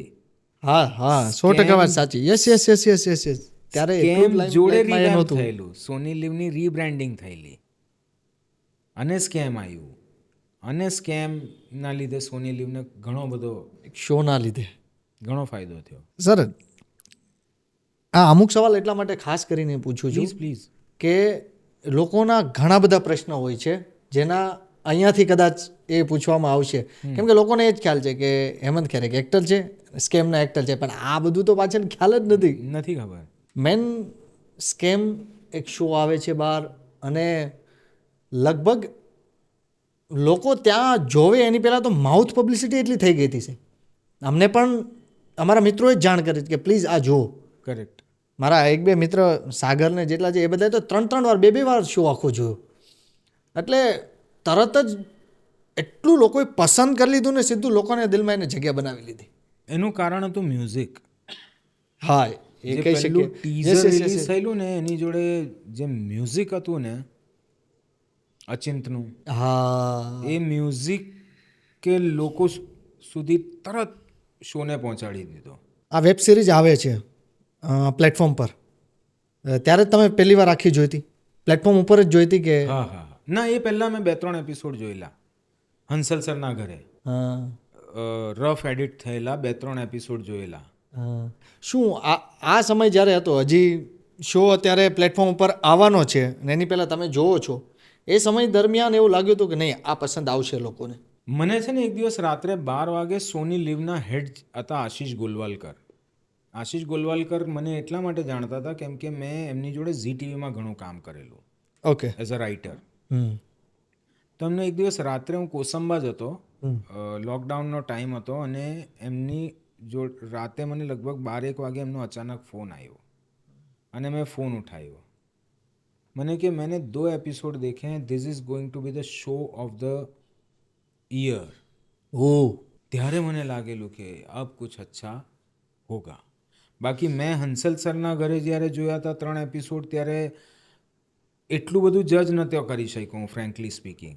જ્યારે એમનો આશીષ ગોલવલકરનો ફોન આવ્યો ત્યારે મને લાગ્યું કે ઓહ ઇતના બડા આદમી કુછ બોલ રહા હૈ. તો એટલે હવે ધીરે ધીરે ખબર પડી રહી છે તમને કે શો માર્કેટમાં આવી રહ્યો છે ને ફાટવાનો છે આખો. અને ફાટવાનો છે એ નહીં, એવું થયું કે ડિસેન્ટ લોકોને ગમશે. હા એ તો એની રીતે કહેતા હોય કે પ્રેમના લીધે. હા હા હા હા એ પણ હોઈ શકે. પણ Ashish Golwalkar is a man who would never call. તો કોલ કર્યો એનો મતલબ કે કંઈક તો સારું છે શોમાં. પછી જે દિવસે શો રિલીઝ થયો 9 ઓક્ટોબરે રિલીઝ થયો હતો, અને હું 8 ઓક્ટોબરે કાર લઈને અહીંથી મુંબઈ ગયો હતો, અને હું પહોંચ્યો હતો રાત્રે લગભગ 12-12:30 વાગ્યા સુધી. અને ત્યારે લોકોને ખબર નથી પણ સ્કેમના બધા એપિસોડ એકસાથે નહોતા આવ્યા. 8 એપિસોડ રાતે આવ્યા હતા અને 2 એપિસોડ બીજા દિવસે આવ્યા હતા. તો મેં જોયું મારા એક ફ્રેન્ડ જોડે બેસીને ગાડીમાં જ ફોન પર જ કે 12 બજ ગયે આજા દેખતે હૈ. તો 2 એપિસોડ જોયા પછી એણે મારી બાજુ જોયા આમ કરીને અને મને કે બહુ સ્લો હે ભાઈ. મેં કીધું વાટ લાગી ગઈ. પાછી વાટ લાગી કે આપણી જોડે લાઈફમાં એવું બહુ વાર થયું હતું ને કે ખાડો ચાલતું હતું એમ. હા, આપણે ખાડો ખોદીએ અરે પાણી નીકળા અને પાણી ચાખો તો ખારું.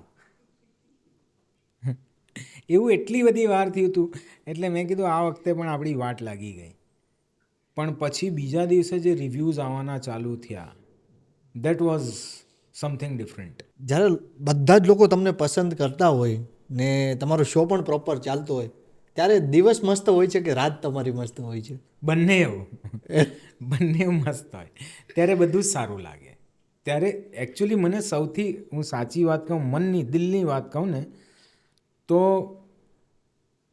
મેં NSDમાં હું જ્યારે ભણતો હતો ને ત્યારે મને મેક્સિમમ મેઇન રોલ કરવાના મળેલા. હા. હું બરોડા હતો ત્યારે પણ મેં 1 વર્ષમાં 3 નાટકમાં લીડ રોલ કરેલા.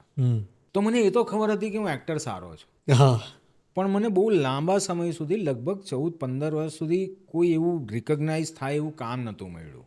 ત્યારે હું લખતો હતો, બિહાઇન્ડ ધ કેમેરા કામ કરતો હતો, પણ મારા બાળકો, મારો દીકરો 2008માં પેદા થયો, મારી દીકરી 2011માં પેદા થઈ. તો around when they were 3-4 years old, 5 years old, તો આમ આઈનામાં જોઈને કહું કે બેટા બતાઓ દુનિયા કા સબસે ગ્રેટ એક્ટર કોણ હૈ? પપ્પા તમે. આવું એમને મેં શીખવાડેલું. ઓ વાહ. અને મારી ફાટતી હતી કે અગર ઇनको મેરા કામ ही देखने को नहीं मिला तो આવું મજાક કરતો રહેતો. મને સૌથી મોટો આનંદ સ્કેમ રિલીઝ થવાથી ને એના અપ્રિશિએશનથી થયો હોય તો એ હા. કે મારા બાળકો પાસે જવાબ છે કે આ છે અમારો બાપ. That is the greatest achievement. બાકી બીજું બધું તો કેમ કે મેં એટલા બધા નોન ફિક્શન શોઝ કરેલા ને, એમાં નોન ફિક્શન શોઝમાં કેવું થાય, 3 મહિના શો ચાલતો હોય ને ત્યારે એ જે શોમાં જે લોકો પરફોર્મ કરતા હોય, જે સારા પરફોર્મર્સ હોય ને, એની બહુ ચર્ચા થાય. એ લોકો ઓવરનાઇટ સ્ટાર બની જાય અને બીજા 3-4 મહિનામાં ફિઝલ આઉટ થઈ જાય. તો એ જર્ની મેં ઘણીવાર ઘણા લોકો જોડે જોયેલી, બહુ નજીકથી. બહુ નજીકથી. એટલે મને એની સ્કેમની સક્સેસ એવી રીતે કોઈ અફેક્ટ નથી કર્યો, બિકોઝ આઈ ન્યૂ કે this food fizzle out.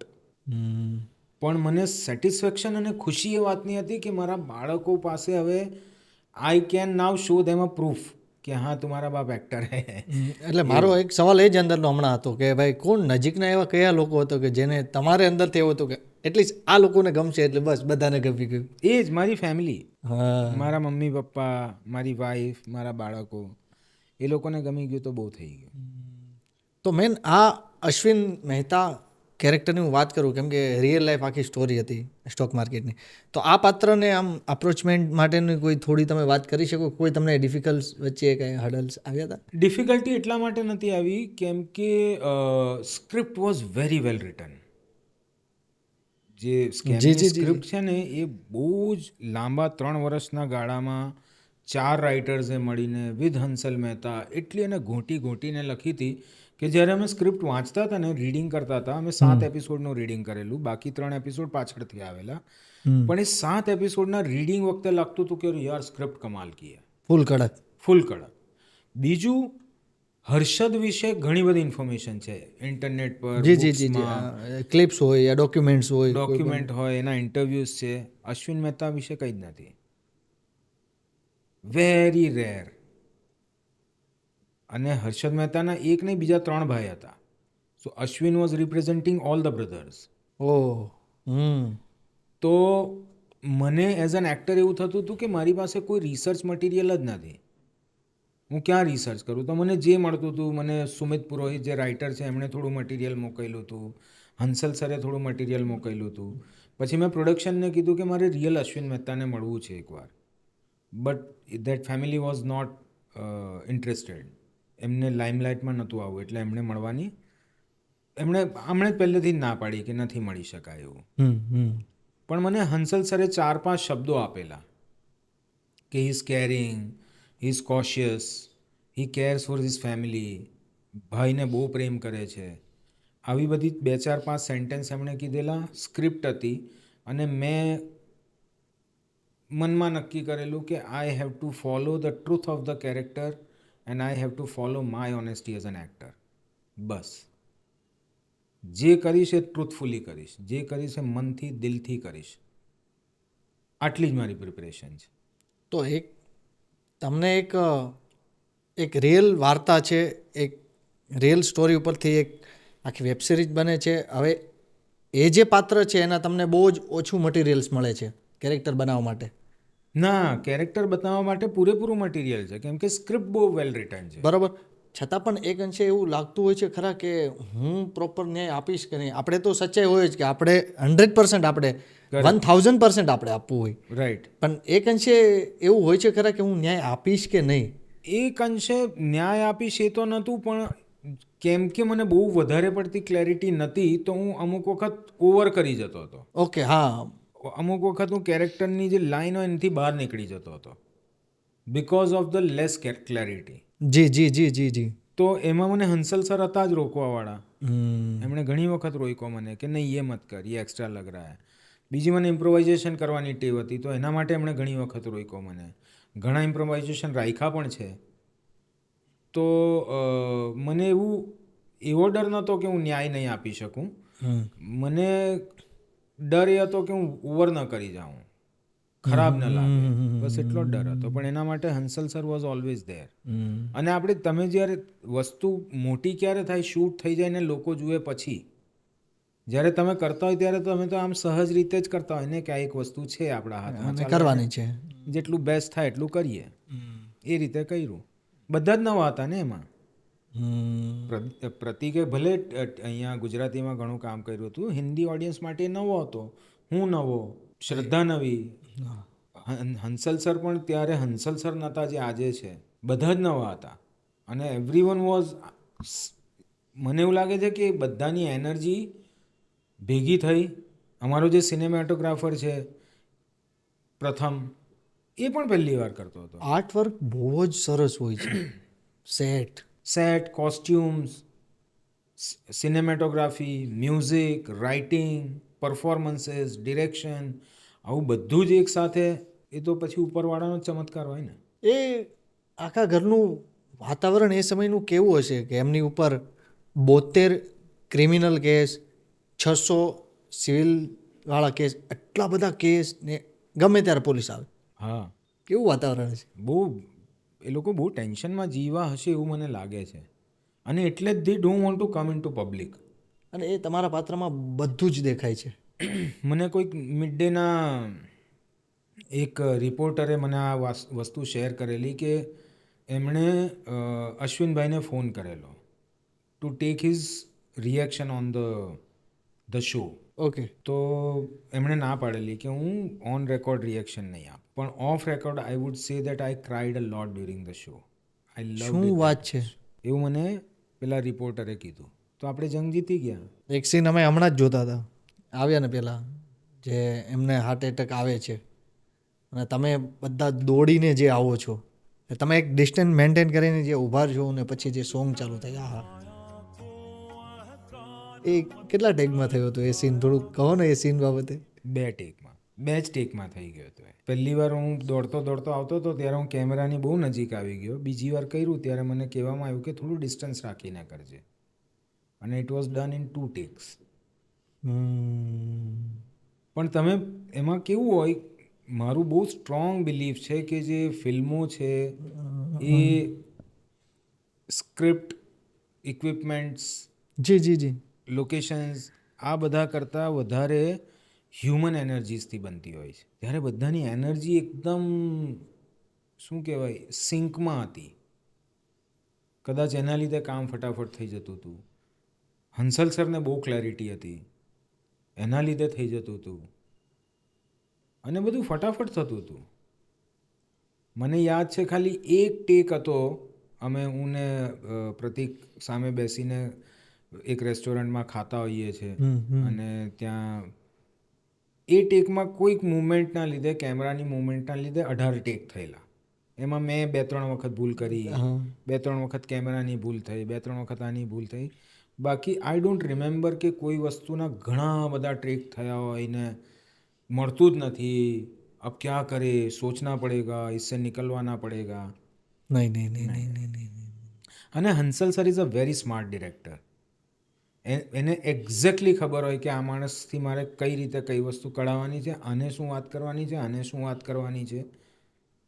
He is very very smart director. આખી વેબ સિરીઝમાંથી, જોકે આખી વેબ સિરીઝ એટલી સુપર્બ છે, તમને ગમતો એક સીન જે બહુ જ મસ્ત, હા, જરૂરી નથી તમારો જ હોઈ શકે, આખી સિરીઝમાંથી કોઈ પણ એક સીન જે તમને સૌથી વધુ ગમે છે?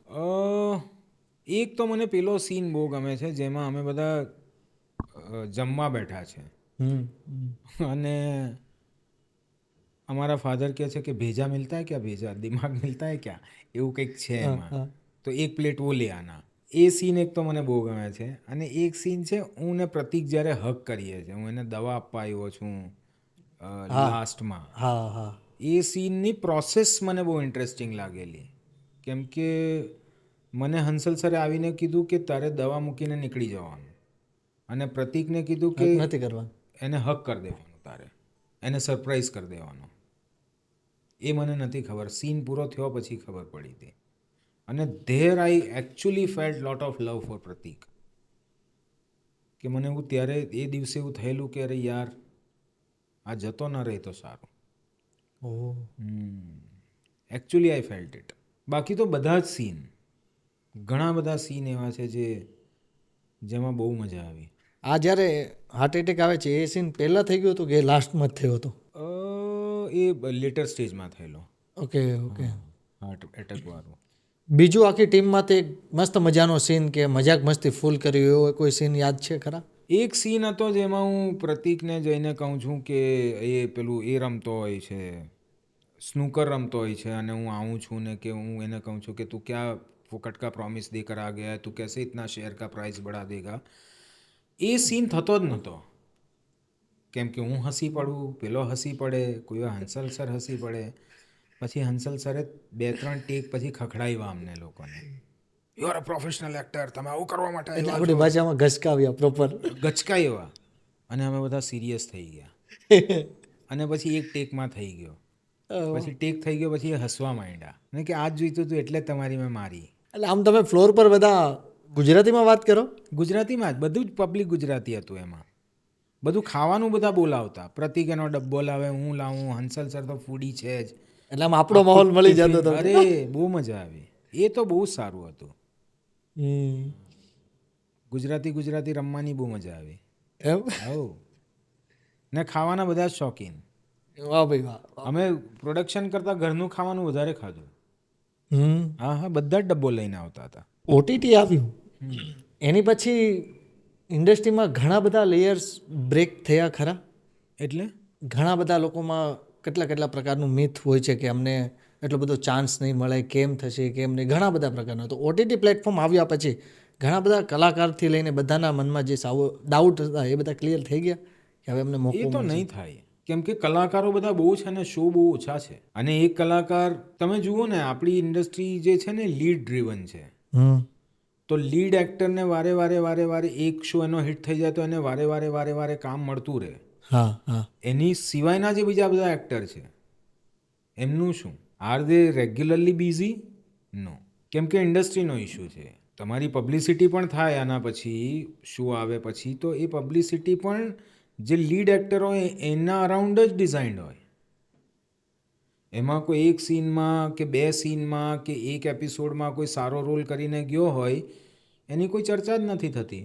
રજિત કપૂર આટલું સરસ સ્કેમમાં કામ કર્યું છે, પણ સ્કેમના પ્રમોશનમાં એમની ક્યાં ચર્ચા છે? So our industry is lead driven. આપણને હીરોને ભગવાન બનાવવાની બહુ ટેવ છે, સ્કેમનો જ ડાયલોગ છે.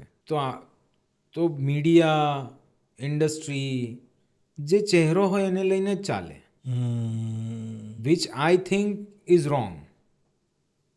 બિકોઝ દેટ મને કોઈ માટે કમ્પ્લેન નથી, મને પણ એ ચાન્સ મળ્યો છે, કેમ કે મેં લીડ કર્યું તો મારા અરાઉન્ડ પબ્લિસિટી હતી, એટલે ખ્યાલ છે. હા. પણ એ વખતે પણ મને ખરાબ લાગેલું કે I should not be only one on the poster. કે ખાલી મારા રાઉન્ડ તમે નહીં કરો. તમારો રોલ નાનો મોટો છે, તમે કંઈ એક્ટર નાના મોટા થોડા જ. તમે એક્ટરને કઈ રીતે નાના મોટા કહી શકો કે આ એક્ટર ઓછો કે આ એક્ટર વધારે? એનો તો કોઈ મેજરમેન્ટ જ નથી ને. એક્ટિંગનું શું મેજરમેન્ટ? અને સિનેમામાં you are as good as your director. તમે ક્યારેય ક્લેમ ના કરી શકો કે મેને ક્યાં બઢિયા કામ કર ડાલા. કાલે છે આજે છે કાલ નથી, કાલ છે તો આજે નથી. હું કહું છું બી ડેમોક્રેટિક. બધાને તમે બોલાવો, બધાને ચાન્સ આપો. અને એમાં કંઈ જતું નથી, ખાલી ઈગો ઇશ્યુઝ છે બધે જ. Any industry, Gujarati, Hindi, Marathi, people are very insecure. એટલે બાકી બધા સરખા જ છે ને.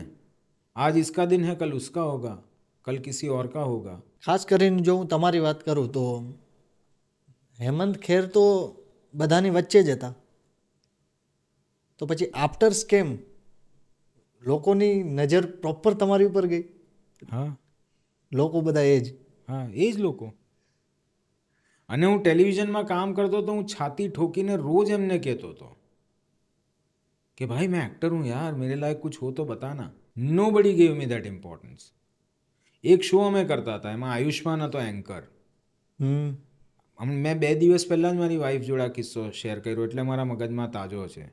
તો જ્યારે ડબલ રોલ કરવાનો હોય ને, જી, તો પહેલાં એક એક્ટર તમારો જે એક આયુષ્માન છે તો આયુષ્માન પ્લે કરે ને એક બીજું કોઈ પ્લે કરે, પછી આ કેરેક્ટર બીજું કોઈ પ્લે કરે ને આયુષ્માન એ કેરેક્ટર બનીને પ્લે કરે.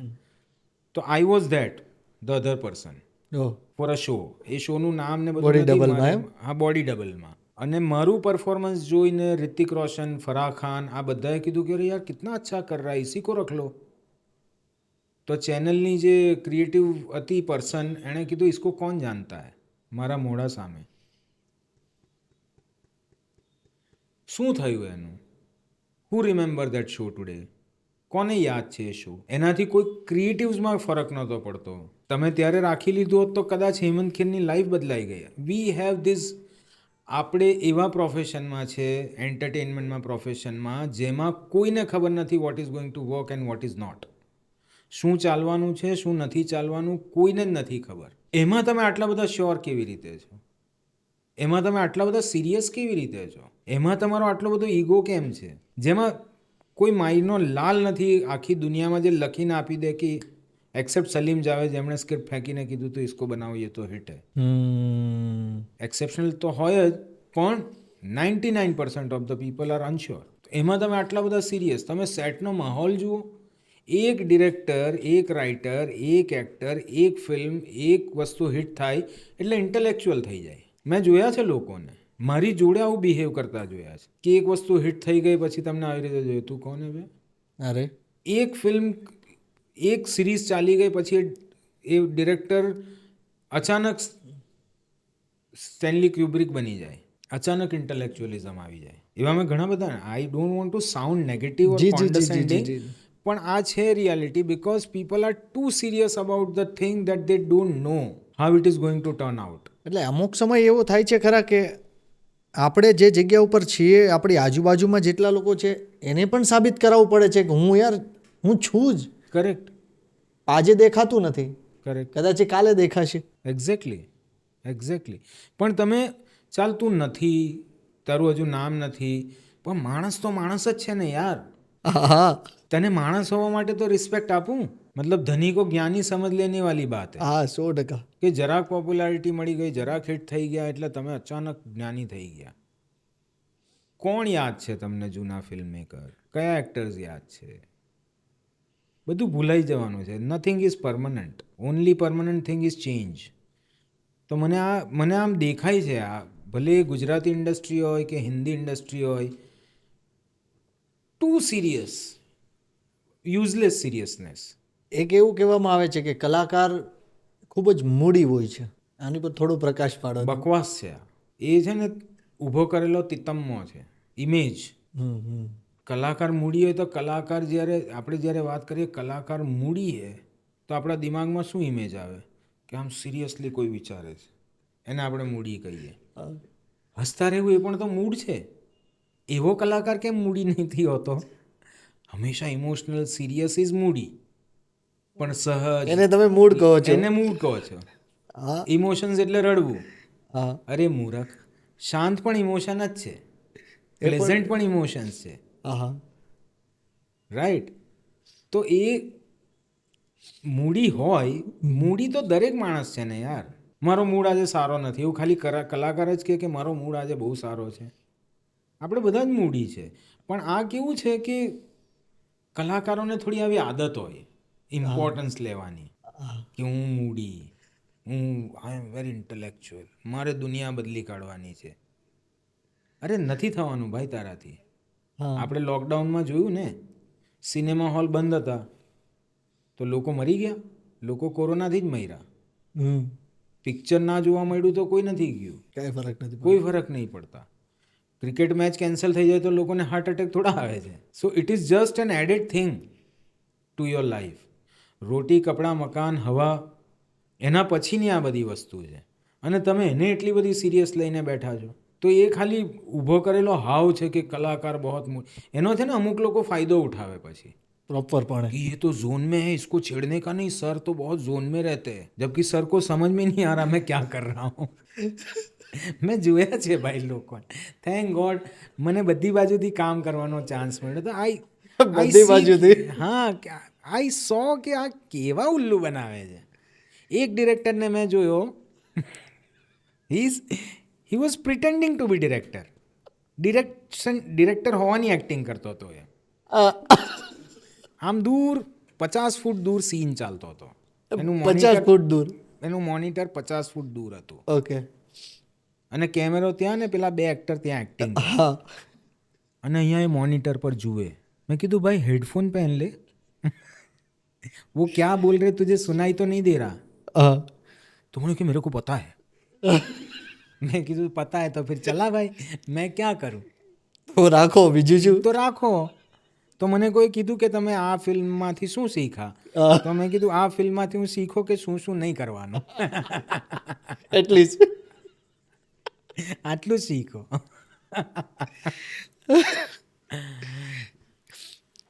જ્યારે એ સમય સ્ટ્રગલનો હોય છે કે ત્યારે તમારા મગજમાં બધું જ ચાલતું હોય છે કે તમે રાઇટિંગ કરી શકો છો, તમે ડિરેક્શન કરી શકો છો, એક્ટિંગ તો ઓફકોર્સ કરવાની જ છે પણ કોઈ આપતું નથી હમણાં એટલે. ઓકે, આર્ટ તમે કરી શકો છો, બધું જ કરી શકો છો. ત્યારે કોઈક આવીને એમ કે ભાઈ તું ગમે એકમાં ધ્યાન આપ, ત્યારે કેવું થાય એમ? મને કીધું ને લોકોએ એવું. તો મેં કીધું મેં તો ચૂઝ કર્યું જ નથી. મેં તો જે આવ્યું મેં કીધું હા આપણે રોટી કપડાં ચાલવા જોઈએ, વળી છોકરાઓની ફી ભરાવવી જોઈએ, ઘરનું ભાડું ભરાવવું જોઈએ. તો હું રાઇટિંગ કરતો તો મેં લાઈફમાં કોઈ દિવસ રાઇટિંગ નથી કરી. મને જ્યારે પહેલો શો મળ્યો શાબાશ ઇન્ડિયા, હા શાબાશ ઇન્ડિયા લખતા હતા સાહેબ, તો એન્કરની સ્ક્રિપ્ટ હવે એટલું તો આવડે જ ને થિયેટર કરેલું હોય તો. હા. તો હું મળવા ગયો. મને પેલા સુમિત કોણ હતા એન્કર? એ હતો આપણો હુસેન. હા હા હા હા હુસેન એન્કર હતો. તો એમાં છે ને બીજા આઉટડોર એન્કર્સ પણ હતા 3-4 જે બહાર ઇવેન્ટ કવર કરવા જાય, તો એના માટે મારું નામ કોઈ રેફર કર્યું. Okay okay. તો હું ત્યારે હતો ને, હું ક્યાંક વર્કશોપ લેતો હતો, તો હું ગયો તો મને કે एंकर तो सब हमारे हो गए फाइनल, तुमको लिखना विखना आता है? मैं કીધું હા. મેં લાઈફમાં કંઈ જ નહોતું લખ્યું. હા મેં કીધું હા. તો કે ચલો સેમ્પલ સ્ક્રિપ્ટ लिख के दिखाओ. તો એમણે મને ઇવેન્ટ ફ્લો આપી દીધો, 5 એપિસોડ આપ્યા અને ત્યારે લેપટોપ પણ નહીં. તો હાથથી મેં 5 એપિસોડ લખીને એમને 2-3 દિવસમાં આપી દીધા અને એમને ગમી ગયા. તો ત્યાર પછી મને સારેગામાપા મળી ગયું, ત્યાર પછી લિટલ ચેમ્પ્સ મળી ગયું, ત્યાર પછી અંતાક્ષરી મળી ગયું, ત્યાર પછી પેલું આમ કરતાં કરતાં મને શો મળતા ગયા. તો એમાં હું ક્રિએટિવ ડિરેક્ટર્સને કામ કરતા જોતો. તો મને એક વખત એક બહુ મોટું નામ હતું ત્યારે, ગજેન્દ્રસિંહ, એમણે મને પૂછ્યું ક્રિએટિવ ડિરેક્શન કરેગા? મેં કીધું હા. મેં કર્યું નહોતું પણ મેં જોયા તો ખરા ને લોકોને કરતા.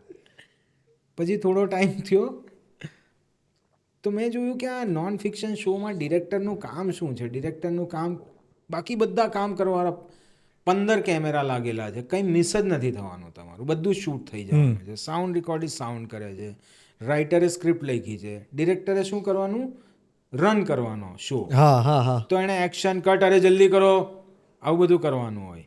તો એ તો મેં જોયું હતું. તો મને એક જણે કીધું કે ડિરેક્ટ કરેગા, ડિરેક્શન આતા હે? મેં કીધું હા. શું કરવાનું હતા? હેલો ચલો કિતના ટાઈમ लगेगा, જલ્દી કરો. એડિટ મેં ઘણા બધા શો કર્યા હતા. તો કે પોસ્ટ પ્રોડક્શન કરેગા? મેં કીધું હા. મારે તો ખાલી ચૂઝ જ કરવાનું છે કે ભાઈ ये મજા નહીં આ રહા, इसको काट दे या इसको रख ले, इसको थोड़ा खींच दे, બસ. પછી ફિલ્મના સેટ પર રહીને હું I use to carry books. જ્યારે હું એક્ટિંગ કોચિંગ કરવા જતો હતો ને ફિલ્મોમાં, તો હું બુક્સ, રેફરન્સ ફિલ્મ એવું બધું લઈને મેં મારી જાતને ફિલ્મ મેકિંગ પણ શીખવાડી. ત્યાર પછી મને આ પ્રિટેન્ડ કરનારા ઘણા બધા ડિરેક્ટર પકડાયા કે આ ખાલી ઝોનમાં રહેવાની એક્ટિંગ કરે છે, આ ઝોનમાં છે નહીં. પછી આર્ટિસ્ટિક બ્લોક આવે એ બધું. એમાં શું હોય, આર્ટિસ્ટિક બ્લોક કરતાં આર્ટિસ્ટિક વેક્યુમ હોય, બ્લોક નહીં. એને આવડતું જ ના હોય અને એ બેઠો હોય કે બ્લોક છે, બ્લોક છે, બ્લોક છે. અરે તું બેસ તો ખરો પેપર લઈને લખવા, તું 4 આઈટમ લખતો ખરો, એ પહેલાં જ તું બ્લોકમાં છે. તારા બ્લોકમાંથી બહાર નીકળ. તારા પોતાના બ્લોકમાંથી, પર્સનાલિટીના બ્લોકમાંથી બહાર નીકળ. પછી ક્રિએટિવ બ્લોકની વાત કરીએ આપણે, તો એ ઘણું બધું આપણે છે ને, મેં જોયું, ભાઈ હું ખોટો પણ હોઈ શકું, હું થોડો ફેલાઈ ગયો છું, પણ મેં જોયું કે ઘણું બધું આપણે બધાએ બનાવી રાખ્યું છે. અને ડેફિનેશન સાંભળી બીજી વસ્તુ કે લગભગ તો અમુક લોકોની સાથે ઠેઠ સુધી ચાલે. હા, કેમ કે એમને ખબર જ નથી હોતી કે હું છું કોણ, હું પોતે કોણ છું એ ખબર નથી હોતી. એ જે પર્સનાલિટી બની ગયા હોય ને એમાં જ જીવે. અને એક પ્રકારની ઇજ્જત છે એ કંઈ તમારે માંગવી નથી પડતી, એ મળી જ જાય તમારા કામ જોઈને. ભાઈ આપણા જીવનમાં કુદરતે આપણને એક જ લેંગ્વેજ આપી છે, અને એ છે ઇમોશન્સની લેંગ્વેજ, ભાવનાઓની લેંગ્વેજ. બાકી જે આપણે બકલોલી કરીએ છીએ ને એમાં આપણે જુઠ્ઠું જ બોલતા હોય. હા, તું કેમ છે, ભલે વાટ લાગેલી હોય તો પણ કે મજામાં. ખ્યાલ આવ્યો? 3 હપ્તા ભરવાનું હોય. હા, જતો હોય દારૂ પીવા, તમે ક્યાં જાય છે, એ હશે મંદિર જા રહા હું જરા. તો માણસ જુઠ્ઠું બહુ બોલતો હોય જ્યારે ભાષાનો ઇસ્તેમાલ કરે. પણ તું નોટિસ કરજે કે તું માણસને ધ્યાનથી જોઈશ ને, શાંત બેઠો હશે ને, તો પણ તને ખબર પડી જશે કે એનો ભાવ શું ચાલે છે. હા, એ જ આપણને પ્રભુએ આપ્યું છે, એ જ આપણને કુદરતે આપ્યું છે. એની સિવાયનું બધું જે છે ને આપણું બનાવેલું છે. એટલે આ જે ટર્મ છે ને, artist block, artist zone, artist ફલાણા, આર્ટિસ્ટ ઢીમકા, એ બધું બનાવેલું છે ને એને આપણે સિરિયસલી લઈ લીધું. તમે વેસ્ટની આ બધી બાબતો તો બહુ તમે આમ એ લઈ લો કે વેસ્ટ મેં ये मतलब उनका भी आर्टिस्ट ब्लॉक होता है. તમે એમનું ડિસિપ્લિન કેમ નથી લેતા? તમે એમની જેમ રિસ્પેક્ટ કેમ નથી લેતા કે ત્યાં સ્પોટ બોયને પણ એટલો જ રિસ્પેક્ટ હોય, ત્યાં સેટ ડિઝાઇનરને પણ એટલો જ રિસ્પેક્ટ હોય, ત્યાં every human is respected equally. મેં તો હોલિવૂડમાં કામ નથી કર્યું, પણ મારા મિત્રોએ કામ કર્યું છે. એ લોકો કહે છે કે ત્યાં જે પ્રોપ મેનેજર હોય એ આવે અને એના પ્રોપનું કામ કરીને જતો રહે, કોઈને પૂછે પણ નહીં. આપણા અહીંયા એ પ્રોપર્ટી દાદા, પ્રોપર્ટી લગાવો, આવું બધું જ ચાલતું હોય. ખબર પડે કે પ્રોપર્ટી દાદા આવવાના છે. हाँ, डायलॉग भूली जाए तो कि अरे यार मेरी लाइन में मत आओ यार, तुम मेरी आई साइड के सामने आ रहे हो. તું પ્રિપેર નથી કરી આવ્યો ને તું હવે એને ગાળો દે છે. એટલે આવું આપણા જેટલું મારું થોડું નિમ્ન જેટલું પણ લિમિટેડ નોલેજ છે એમાં મને દેખાયું કે there is lot of pretendence. Floor ઉપર પણ ક્યારેક થતું હોય છે ને કે એક્ટર પોતે ભૂલી ગયા ને સામે કલાકાર પર બ્લેમ નાખતો હોય છે. કેટલી વાર એકનું તો મેં જોયું હતું, એને ખાંસી આવી જાય એટલે ભૂલે ત્યારે हाँ फिर से करते हैं, अरे તું ભૂલી ગયો, તારી ખાંસી નકલી છે. આવું બધું ઘણું બધું કરતા હોય છે લોકો. થેન્કફુલી મારી લાઈફમાં એવા ઓછા આવ્યા છે. અને મેન તો ક્યારેક એવું તો થતું હોય છે ને કે ચાલો એક કલાકાર ભૂલે છે, બીજાની તો જવાબદારી બને છે ને કે થોડુંક સંભાળી લઈએ. ના, બીજો એને જજ કરે, ભૂલ ગયા, મેરા બ્રાઉની પોઈન્ટ હો ગયા.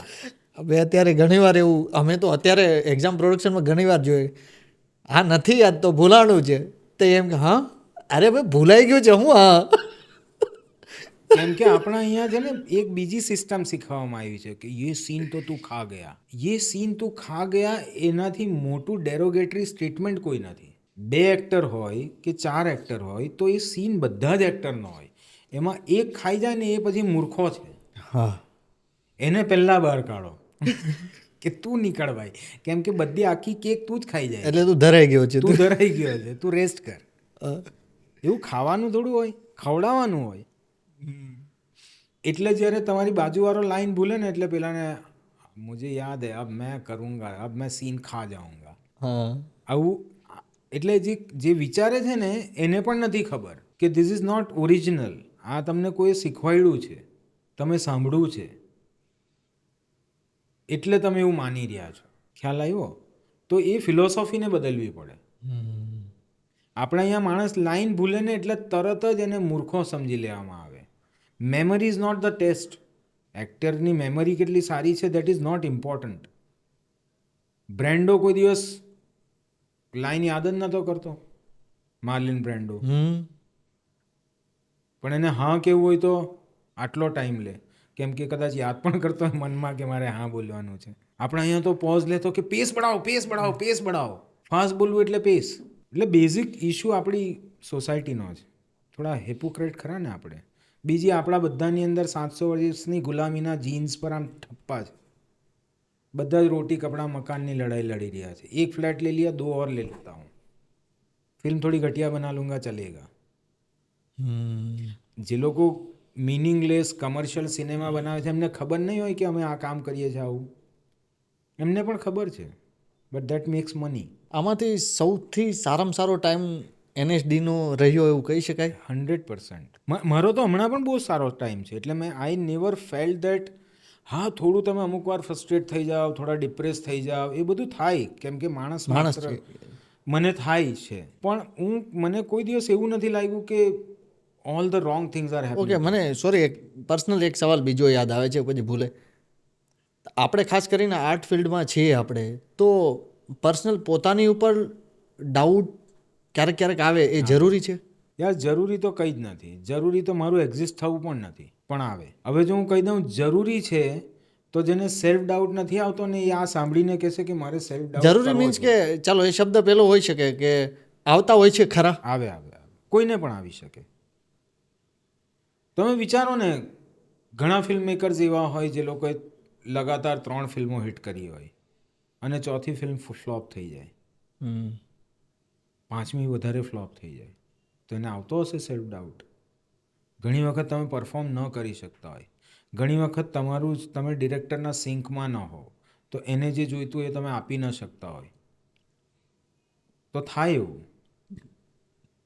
સેલ્ફ ડાઉટ આવે કે અરે યાર મને નથી આવડતું કે શું. એટલે મને એવું લાગે કે આ જે સિરિયસનેસનું જે વાતાવરણ છે ને એને ખતમ કરવું જોઈએ. Be disciplined, be very focused, but you don't have to be damn serious. તમે હસતા રહીને, ખુશ રહીને, એકબીજાની રિસ્પેક્ટ કરીને, એકબીજાનું ધ્યાન રાખીને પણ ડિસિપ્લિન રહી શકો. પણ આપણે ત્યાં શું ડિસિપ્લિન મતલબ મુझे सीरियस रहना है. क्या कर रहा है तू? ये इसने क्या क्या रखा है यहाँ पे? ये इसको हटाओ यहाँ से. एनो पर्सपेक्टिव चेंज करी शकाय कि अरे भाई ये जरा हटा लो यहाँ से, ये किसने रखा है, आप कैसे हो, अच्छा चलो 9 बज गए, चलो शूटिंग स्टार्ट करते हैं. એવું પણ કરી શકાય. કામ જ કરવાનું છે ને, કામ જ બંને રીતે. તમે બૂમ બરાડા કરો તો તમે એક્સ્ટ્રા લોડ આપો છો તમારા પોતાના બ્રેઇનને ને બીજાના બ્રેઇનને પણ. એટલે પછી સાંજે પેલો શૂટિંગ પૂરું થાય ને પછી કબ હોગા પેકઅપ, કબ હોગા પેકઅપ, કબ હોગા પેકઅપ એવું કેમ કરે લોકો? એટલા માટે કરે, પેલા આખી જિંદગી મહેનત કરી છે કે મારે શૂટિંગ પર જવું છે અને શૂટિંગ પર આવે તો કબ હોગા પેકઅપ, કબ હોગા પેકઅપ, કેમ કે વાતાવરણ એવું હોય છે. વાતાવરણ ઇઝી રાખો ને, વાતાવરણ શું કરવા તમારે ડિફિકલ્ટ કરી દેવું છે? તમે એવા પ્રોફેશનમાં છો જેમાં તમે લોકોને એન્ટરટેન કરો છો, તમે ઇમેજિનેશનમાં એક નવી દુનિયામાં લઈ જાઓ છો. તમે સર્જરી નથી કરતા કે એક નસ ખોટી કપાઈ ગઈ તો ઉકલી જવાનો છે. ત્યાં તમે સિરિયસલી કરો. તો તમારે ફ્લોર પર પણ, નાટકના ફ્લોર પર પણ એવું થતું હશે ને કે સિરિયસ ક્યારેક માહોલ હોય ને ક્યારેક આખો કોમેડી થઈ ગયો હોય સીન? હું તો ગમે એટલો સિરિયસ માહોલ હોય, હું અંદરથી કોમેડીમાં જાઉં. હું હંમેશા, મને દેખાય કે હા તેરા બહોત ચલ રહા હૈ, તું ચલને દે, पर मेरे पे असर नहीं होने देगा तेरा, मैं नहीं होने दूंगा. તમે ફિલ્મ મેકિંગના કોન્ટેક્સમાં કહું તો તમે ફિલ્મ મેકિંગનો જોય છે એક્શન અને કટની વચ્ચે. એ એક્શન અને કટની વચ્ચેનું જે મેજિક છે એ મેજિક ત્યારે જ થઈ શકે જ્યારે એ વાતાવરણ એવું હોય. તમે સારો એક્ટર કોણ હોય? જે મુમેન્ટમાં રહે. પણ જ્યારે વાતાવરણ ટેન્સ્ડ હોય તો એ આગળને પાછળનું વિચારતો હોય તો એ મુમેન્ટમાં કઈ રીતે રહી શકે? રાઈટ. તમે રિલેક્સ ના હોવ તો તમે મુમેન્ટમાં કઈ રીતે રહી શકો? તો રિલેક્સ રહો, તો તમને એક્શન ને કટની વચ્ચેનું મેજિક મળશે. હા, ટાઈમ કન્સ્ટ્રેન હોય, હા બજેટ કન્સ્ટ્રેન હોય, હા બધું જ હોય. યસ.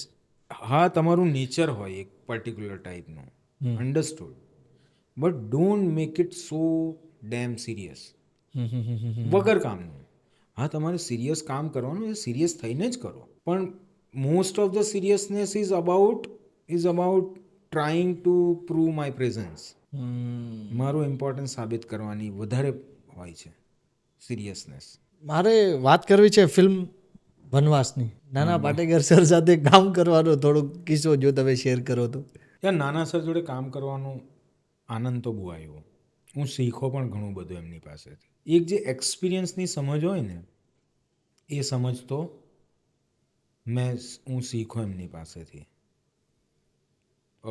એમને એક્ઝેક્ટલી ખબર હોય કે ક્યાંથી લાઇટ આવે છે, ક્યાં કેમેરો છે, મારું ઇમોશન શું છે, મારે શું કરવાનું છે, મારે કેટલા પિચમાં બોલવાનું છે, મારે ક્યાં જોવાનું છે. He knows it to the T. અને એકદમ સહજ, તમને લાગે નહીં કે એ માણસ ટેકનિકલી કરી રહ્યો છે.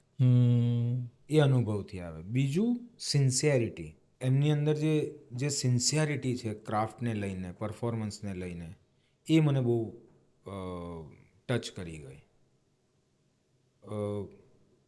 માણસ તરીકે માણસ જે હોય એ પણ એ બધાનું પોતપોતાનું એ છે, પણ કલાકાર તરીકે હું ઘણું બધું શીખું એમની પાસેથી. એ પોતાના ડાયલોગ જાતે હાથેથી લખીને લાવે. સ્ક્રિપ્ટને એમણે જેટલી વખત વાંચી છે એટલી અમારી ટીમમાં કોઈએ નથી વાંચી. એ સ્ક્રિપ્ટ પર જાતે રાઇટર જોડે, ડિરેક્ટર જોડે બેસતા હતા, અનિલ સર જોડે. પણ વનવાસ as a work I didn't like my work. મને મારું કામ બહુ નથી ગમ્યું એમ. કરી ન શક્યા કે પછી શું પ્રોબ્લેમ શું આવ્યો? પ્રોબ્લેમ એ હતો કે હું જજ જ ન કરી શક્યો કે હું ઓવર કરું છું. I am doing it too much. હું એ એક્ટર નથી. અને ડિરેક્ટરને એ જ જોતું હતું? ડિરેક્ટર વોઝ હેપી, એટલે જ તો એ થયું ને. તો પછી આ સવાલ શું કામ ક્યારેક ક્યારેક ઘણા બધા કલાકારને એક ડાઉટ સ્વરૂપે હોય છે કે હું નથી ખુશ, ડિરેક્ટર ખુશ છે અને જેટલું લોકો જોવાવાળા ઓડિયન્સ છે એ ખુશ છે, તો પછી એ જગ્યાએ શું કરવાનું? જોવાવાળા તો તમને સારું જ કહેવાના હંમેશા. નહીં, આમ પણ એને મજા પણ આવી ચાલો એ પાત્રમાં, તો પછી આપણે શું કરવું જોઈએ? એની ખુશીમાં આપણે એમ રાખવું પડે કે ઓકે ના, તો મારે મારો જ રસ્તો લેવો જોઈએ. ભલે ડિરેક્ટર ખુશ થયો, ભલે જોવાવાળા ખુશ થયા, પણ મને કેટલું, હું મારી જાત જોડે કેટલો ઓનેસ્ટ છું. તો ઓનેસ્ટલી કહું તો મને મારું વનવાસનું કામ અત્યાર સુધીનું મને એવું લાગે છે કે મારું સારું કામ નથી એ, ફ્રેન્કલી સ્પીકિંગ.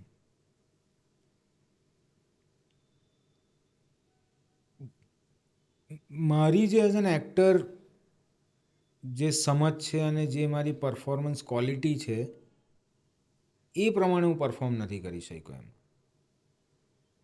કેમ કે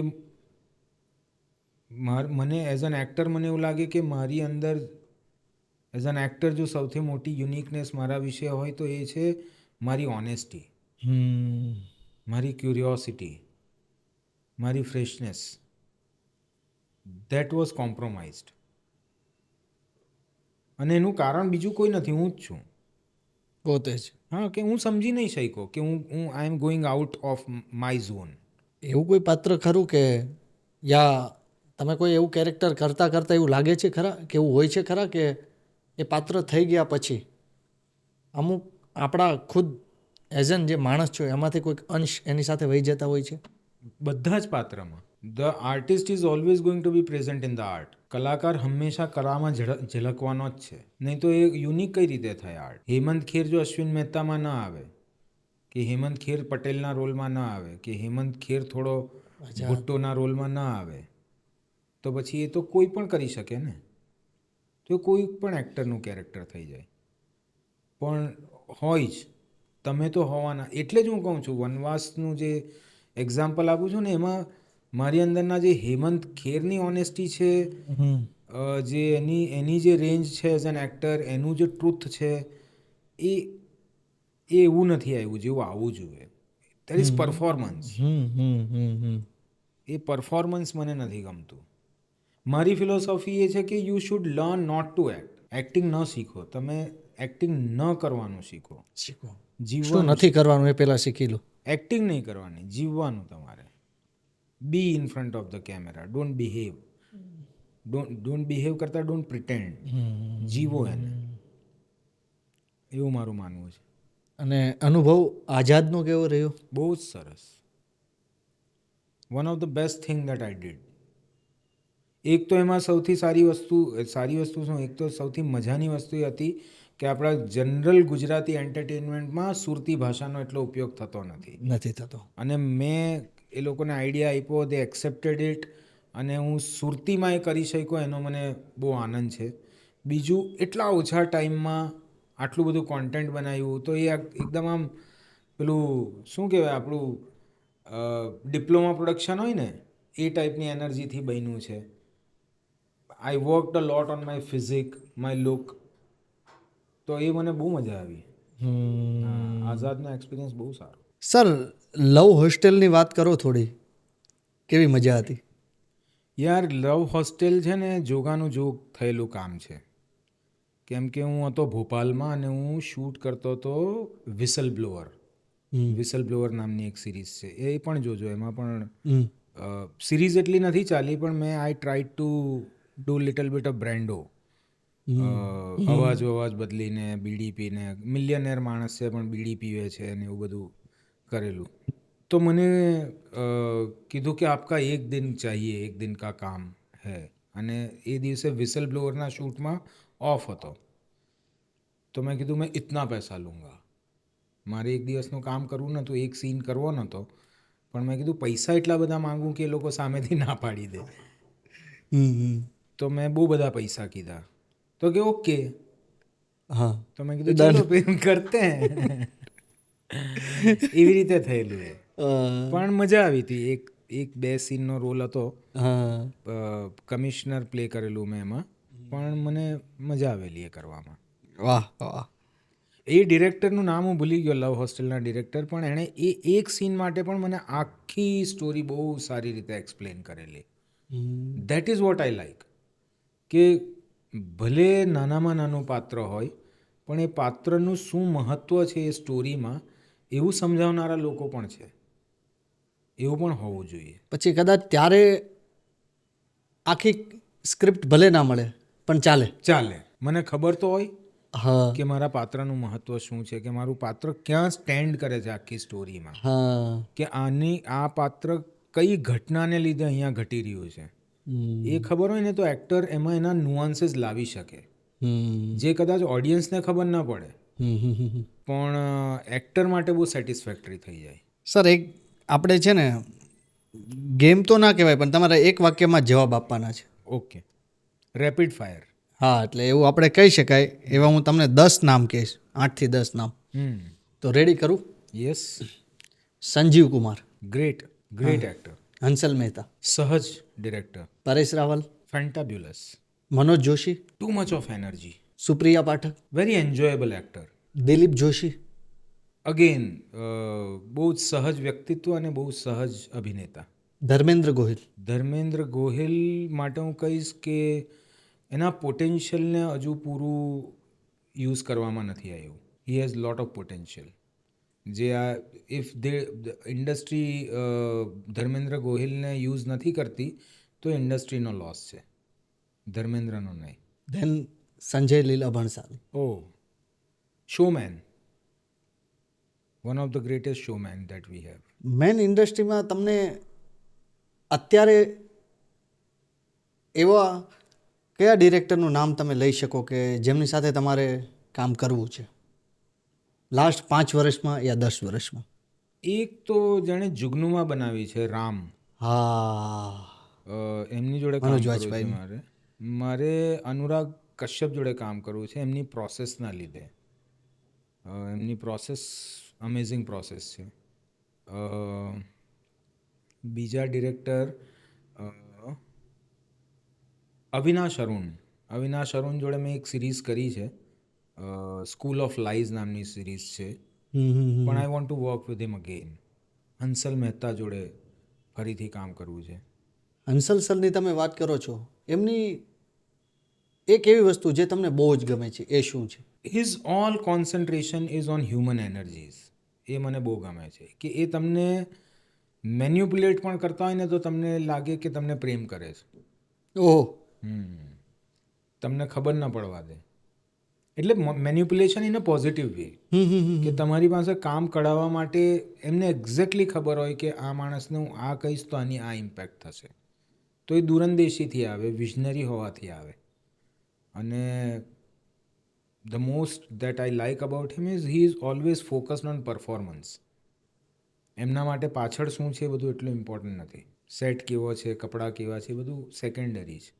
એક્ટરના મનમાં શું ચાલે છે એ વધારે ઇમ્પોર્ટન્ટ છે. એ શીખવાવાળી વસ્તુ પણ છે, કેમ કે તમે ડિરેક્ટ કરતા હોય તો તમારું ધ્યાન 10 જગ્યાએ હોય. મનોજ શાહ વિશે શું કહેવું છે? Manoj Shah is a genius. Manoj Shah is probably one of the greatest theatre artist that we have. Manoj શાહની સૌથી મોટી સ્ટ્રેન્થ છે હિઝ સોર્સ નોલેજનું જે સોર્સ છે, એમનું જે વાંચન છે, એમના નાટકો તમે પહેલી વાર વાંચો, બીજી વાર વાંચો તો તમને સમજાય નહીં. એમના નાટકો જે હોય છે ને, વાઇન જેવા હોય છે, હા, ધીરે ધીરે ધીરે ચડે. તમારી ઉપર. હા, કરવાવાળા પણ અને જોવાવાળા પર પણ. એમની સહજતા. મેં મનોજ સર વિશે એક વસ્તુ નોટિસ કરી હતી ને, ઇટ ઇઝ સો બ્યુટિફુલ કે એમનું જ બનાવેલું નાટક છે. એમણે 25 રિહર્સલ જોયા છે એમના. પહેલો શો થાય ને ત્યારે હી ઇઝ એઝ એક્સાઇટેડ જે પહેલા શો માટે હોય. બીજા શોમાં પણ સેમ એક્સાઇટમેન્ટ, ત્રીજા શોમાં પણ same excitement. Every show he is equally excited. એટલું જ મનથી ને એટલું જ ચાવથી એ દરેક શો જોઈ. અને આઈ થિંક આપણે બધા હવા, પાણી અને પ્રકાશ અને ભોજન પર ચાલીએ, એ માણસ નાટકો પર ચાલે છે, નાટક જીવાડે છે એમને. ગયા વર્ષે તમે એક પ્રોપર નવરાત્રિમાં 9 દિવસ ખાલી પાણી ઉપર જીવ્યા હતા. અને હું લગભગ મેં 2 થી 3 રીલ જોઈ, તમે તમારો એક્સપિરિયન્સ શેર કરતા હતા. રાઈટ. આજે આ ઓડિયન્સને થોડોક આપણે મોકો આપીએ કે સર, એ દિવસ દરમિયાન તમારી સાથે નોર્મલ ડેઝ તો બધા છે જ, રાઈટ. માત્ર આ 9 દિવસમાં શું ફરક છે નોર્મલ ડેઝ ને આ 9 દિવસમાં? હું થોડો ટાઈમ લઈશ, કેમ કે બહુ અમેઝિંગ એક્સપિરિયન્સ હતો. આ તમે ફર્સ્ટ ટાઈમ કર્યું હે ને સાહેબ? હા, ફર્સ્ટ ટાઈમ 9 દિવસ એક વિધાઉટ પાણી, અન્નનો એક દાણો નહીં. અન્નનો એક પણ દાણો નહીં. હું 1 કપ સવારમાં ચા પીતો હતો. અને ફ્રૂટ્સ પણ કાંઈ જ નહીં, Fruits ખાલી નહીં, પાણી કંઈ નહીં, ખાલી અને પાણી. ચા ચા પણ એ પણ સવારમાં અડધો એક ટાઈમ. કપ. હા. પ્લીઝ. મેં જ્યારે પહેલો વિડીયો બનાવેલો ને, હું થોડો ઓવરવેટ થઈ ગયો હતો. તો મને લાગ્યું યાર પતલા થવા માટે કંઈક કરવું જોઈએ. અને બાય ચાન્સ નવરાત્રિ આવી ગઈ.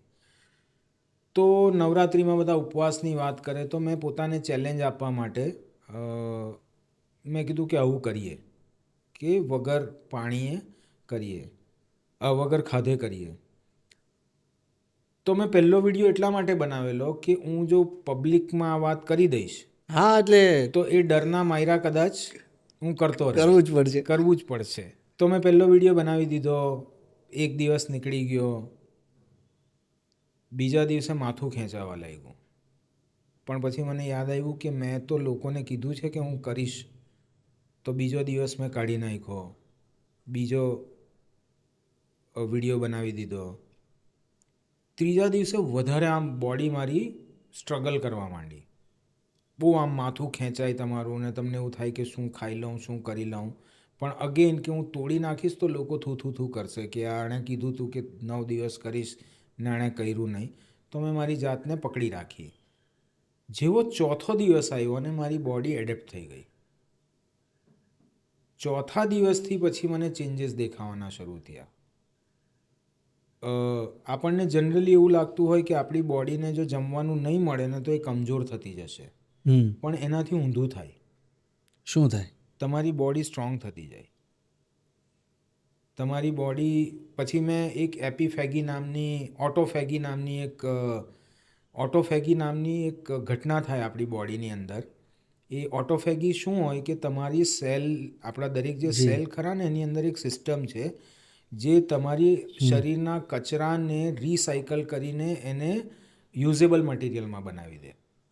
એટલે તમે જ્યારે ખાવાનું આપવાનું બંધ કરો ને, તો તમારું શરીર પોતાની જાતના કચરાને ખાય. અને એના લીધે તમને ધીરે ધીરે લાઇટ ફીલ થવા માંડે. પછી તમને તમારી બ્રેથની ક્લેરિટી આવે. બ્રેથ અંદર જાય છે, બહાર. તમારે એફર્ટ નથી કરવા પડતા.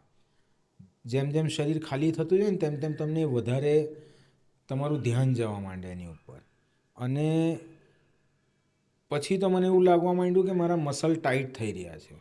મારી બોડી ટાઈટ થઈ. જેવી જીમ કરીએ આપણે, પુશઅપ્સ કરીએ, પછી જેવું બોડી ટાઈટ લાગે ને, એવું મને 5મા-6ઠ્ઠા દિવસથી લાગવા માંડ્યું. એના પછી જે ઘટના થઈ ને, એ ઘટના મેં વિચારેલું નહીં કે મારી જોડે થશે. આપણે જે આ બધા વિઝ્યુઅલ જોતા હોય ને, એ વિઝ્યુઅલમાં થોડું ડિફ્યુઝન હોય. તમે જ્યારે ઉપવાસ કરો ને આવા, તો તમારી મેન્ટલ ક્લેરિટી, બ્રેથની ક્લેરિટી, ફિઝિકલ ક્લેરિટીની સાથે સાથે તમારા વિઝનમાં ક્લેરિટી આવી જાય. જેમ કે કોઈ એક કેસ તમને બધું ક્રિસ્ટલ ક્લિયર દેખાય. દાખલા તરીકે આ લાઇટ છે, આ છોડ છે, આ બધું સાથે દેખાય છે હમણાં, ત્યારે તમને બધું અલગ અલગ દેખાય. તારી ને પાછળની વોલ વચ્ચેનું ડિસ્ટન્સ ક્લેરિટીથી દેખાય, તારો ચહેરો ક્લેરિટીથી દેખાય, the visual becomes more brighter. એ મેં નહોતું વિચાર્યું. અને 9મો દિવસ આવતા આવતા તો મને એવું થયેલું કે આઈ શુડ કન્ટિન્યુ ધીસ, કે હજુ બીજા 10-12 દિવસ ખેંચું. પણ પછી ફેમિલી પણ તમારી જોડે એવું કે હવે બસ કરો, પછી તમને થોડું ખાવાનું મન પણ થાય, પછી તમે થોડું ખાઈ લો, પછી તમને થાય કે હવે હું ખાઉં. પણ મને બહુ વખત પહેલાં એક સંતે બહુ સરસ વાત કીધી હતી કે इंसान को जीने के लिए सिर्फ 3 चीज़ों की ज़रूरत है, वो है हवा, पानी और प्रकाश. એણે અન્નનું નામ નહોતું લીધું. અને આ 10 દિવસ 9 દિવસમાં મને રિયલાઇઝ થયેલું કે ખરેખર આપણને જીવવા માટે હવા, પાણી અને પ્રકાશની જ જરૂર છે. તમે તમારી બોડીને ટ્રેન કરી શકો. જેવી રીતે યુજી કૃષ્ણમૂર્તિ કહેતા હતા કે અગર આદમી को जिंदा रहना है तो वो ईंट खा के भी जिंदा रह सकता है. એવું જ છે, તમે ખાધા વગર પણ જીવી શકો. આપણે ખાવાને બહુ વધારે પડતો ઇમ્પોર્ટન્સ આપી દીધું છે આના લીધે. ટેસ્ટ. તો આવું અચાનકથી શું કામ મન થયું કે હા આવું કરવું જોઈએ? યાર મારું માનવું એવું છે એઝ એન એક્ટર, મને એવું લાગે કે તમે એઝ એન એક્ટર અલાઈવ ત્યારે કેવું છે એક્ટિંગનું કામ કે તમારી પાસે એક સીન આવે, એ સીનમાં શું થવાનું છે એ એક્ટરને ખબર હોય, પણ કેરેક્ટરને ખબર ન હોય. કેરેક્ટરને ખબર ન હોવી જોઈએ કે મારી નેક્સ્ટ લાઈન શું છે, એક્ટરને ખબર હોવી જોઈએ. તો એ લાઇવલીનેસ ક્યારે આવી શકે તમારા પરફોર્મન્સમાં? જ્યારે તમને પોતાને સરપ્રાઈઝ કરવાની આદત હોય કે મારે ડાબે જવાનું હતું પણ હું જમણે નીકળી ગયો. મારું દિમાગ કહે છે કે સીધો જા પણ હું પાછળ જતો રહ્યો. મારું દિમાગ કહે છે પાણી પી લે પણ મારે નથી પીવું. એના પછી તમારી જોડે શું થાય છે? એટલે મોટે ભાગના અભિનેતાઓનું પરફોર્મન્સ જે હોય ને એ તમારા હૃદય સુધી નથી પહોંચતું. એનું કારણ એ હોય છે કે એ અલાઈવ નથી હોતા. અને અલાઈવ ત્યારે જ થવાય જ્યારે તમે પ્રીએમ્પ્ટ ન કરો. અને પ્રીએમ્પ્ટ તમે ત્યારે જ ન કરો જ્યારે તમે સરપ્રાઈઝ થવા માટે રેડી હો. તો એ એકદમ ઇન્સ્ટિંક્ટિવ ડિસિઝન હતું કે યાર દેખતા હે ના.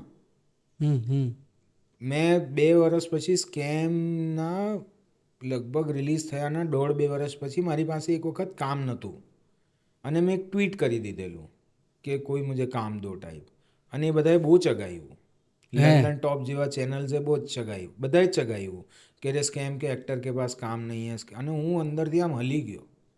મેં ટ્વીટ ડિલીટ કરી નાખ્યું. મને બહુ આમ ટ્વીટ પછી જે લોકોએ ચગાવ્યું પછી હલી ગયા. હા, પછી હલી ગયો કે લોકો આવી રીતે જુએ છે. ત્યાર પછી મને ખ્યાલ આવ્યો કે આ ઇન્ડસ્ટ્રીમાં, એન્ટરટેનમેન્ટ ઇન્ડસ્ટ્રીમાં ભલે લોકો એવું કહેતા હોય કે કામ માંગના ચાહીએ, ભલે એવું કહેતા હોય કે એક્ટર કા તો કામ હે કામ માંગના, પણ ક્યારેય ન કરવું એ. કેમ કે તમે એવું કરો ને તરત જ તમને યાચક માની લેવામાં આવે, તમને કમજોર માની લેવામાં આવે અને પછી લોકો એને ચગાવે. ખ્યાલ આવ્યો? તો એ મેં કીધું કે એ મારી ઉપર જે રીતે લોકોએ આક્ષેપો કર્યા અને બધું ચગાવ્યું કે જાણે હું બરબાદ જ થઈ ગયો છું, હું રોડ પર જ આવી ગયો છું, મારી પાસે કંઈ જ નથી લાઈફમાં, એ રીતના બધા રિપોર્ટ્સ આવેલા. તો મેં કીધું આ વખતે મને કરવા દે. જો હું ફેલ પણ થઈશ ને તો I will take it in a different stride કે લોગ મેરે ઉપર થૂ થૂ કરેંગે ઉસકા ભી મેં મજા લૂંગા.